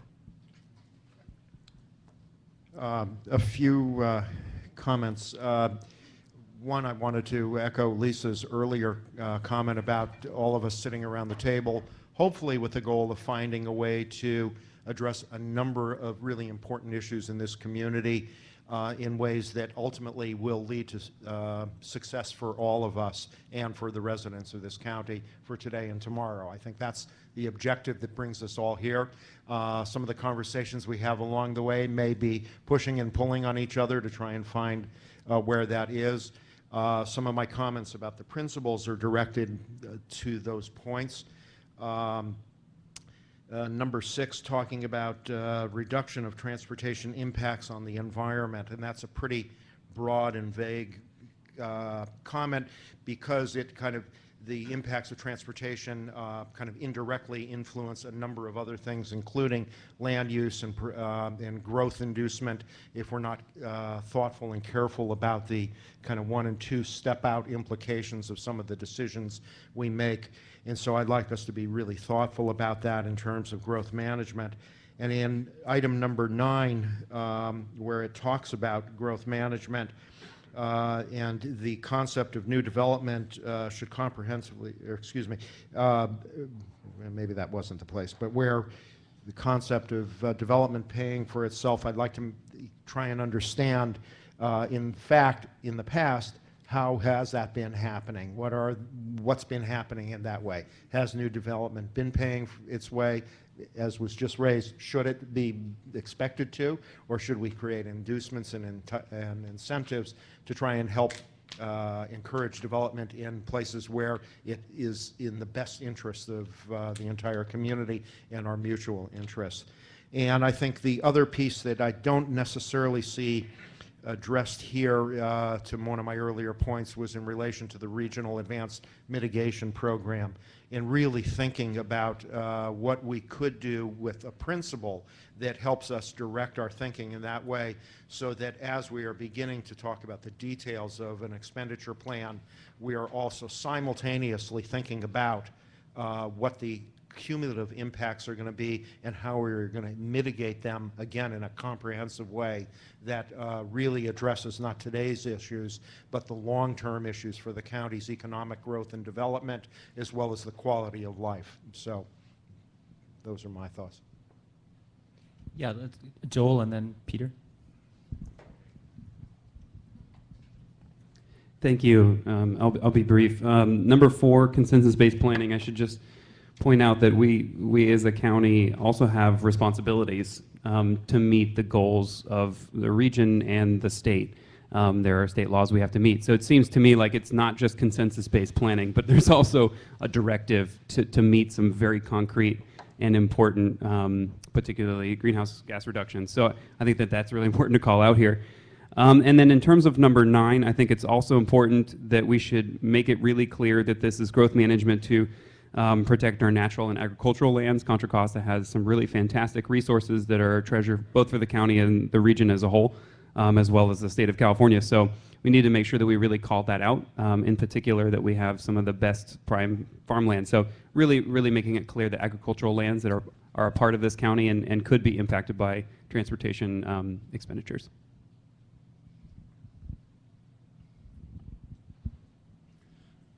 Excuse me. I'd like to second the remarks of Ron Brown and Mike Cunningham just now on the importance of number 9, the commitment to growth management. As Mike says, the shortage of housing in the Bay Area is a paramount reality, maybe the number 1 public policy reality in the region. And one possibility of making progress on that is through encouraging new development, new housing, well-oriented towards transit, and being well-oriented really means within daily walking distance. That could be said is a land use consideration. And I hope this committee will not recognize a sort of hermetic boundary between transportation and land use. The two subjects are inextricably linked in every way. And I don't think this committee should be afraid to look across the line, in effect, and deal with land use. Thank you. That could perhaps be reflected in the principles. Thank you. I'm looking at the time. It's now 1 o'clock. And yes, we haven't heard from this side of the table at all. So Just a procedural comment. I appreciate the fact that you provided all of the packet material in advance, which I assume most of us were able to read and peruse. For future meetings, I don't need to have a presentation take up 2/3 of the time available to the committee to go over something that I've had an opportunity to peruse in advance. I'm a little frustrated that at the end of our time, we're rushing to deal with the real reason the committee was formed in the first place, in my opinion, because we spent so much time listening to presentations on material that was available in advance. Secondly, the text of the packet material that I looked at on the website is partially garbled. I'd love to be able to put a link on the Contra Costa taxpayers website to that link, but I don't want to do that until somebody cleans that document up. Thank you. Okay. I got to leave. Oh, okay. Well, perhaps we'll get with you to understand exactly what the technical problem was, but I guess what I do have one other procedural point that I think I'd like to cover with all of you. I would like to see if it's possible to do electronic packets with you, where we provide the information in writing electronically ahead of time, so that you have it on laptops rather than printing reams of paper. That would, if that's acceptable to everyone, I think that's what we will do going forward as a way to proceed. And then the items that we did not get to today, which are the ground rules for EPAC, and also a look at the future agenda items. We actually have a copy of the future agenda items, which is in this printed copy here. I don't think it got into the one that was sent out in advance. If you want to grab one on the way out so that you have it, but we will move those to the top of the agenda for our July meeting. And again, you'll get all this material in advance of the meeting, so you'll have it electronically to look at before we begin. Yes. Yeah. Since we're not having comments on the schedule, can we, since we have that, can we provide information or comments to you in the interim? Okay, thank you. So thank you again, everyone, for coming, and we look forward to continue working with you throughout the rest of this process.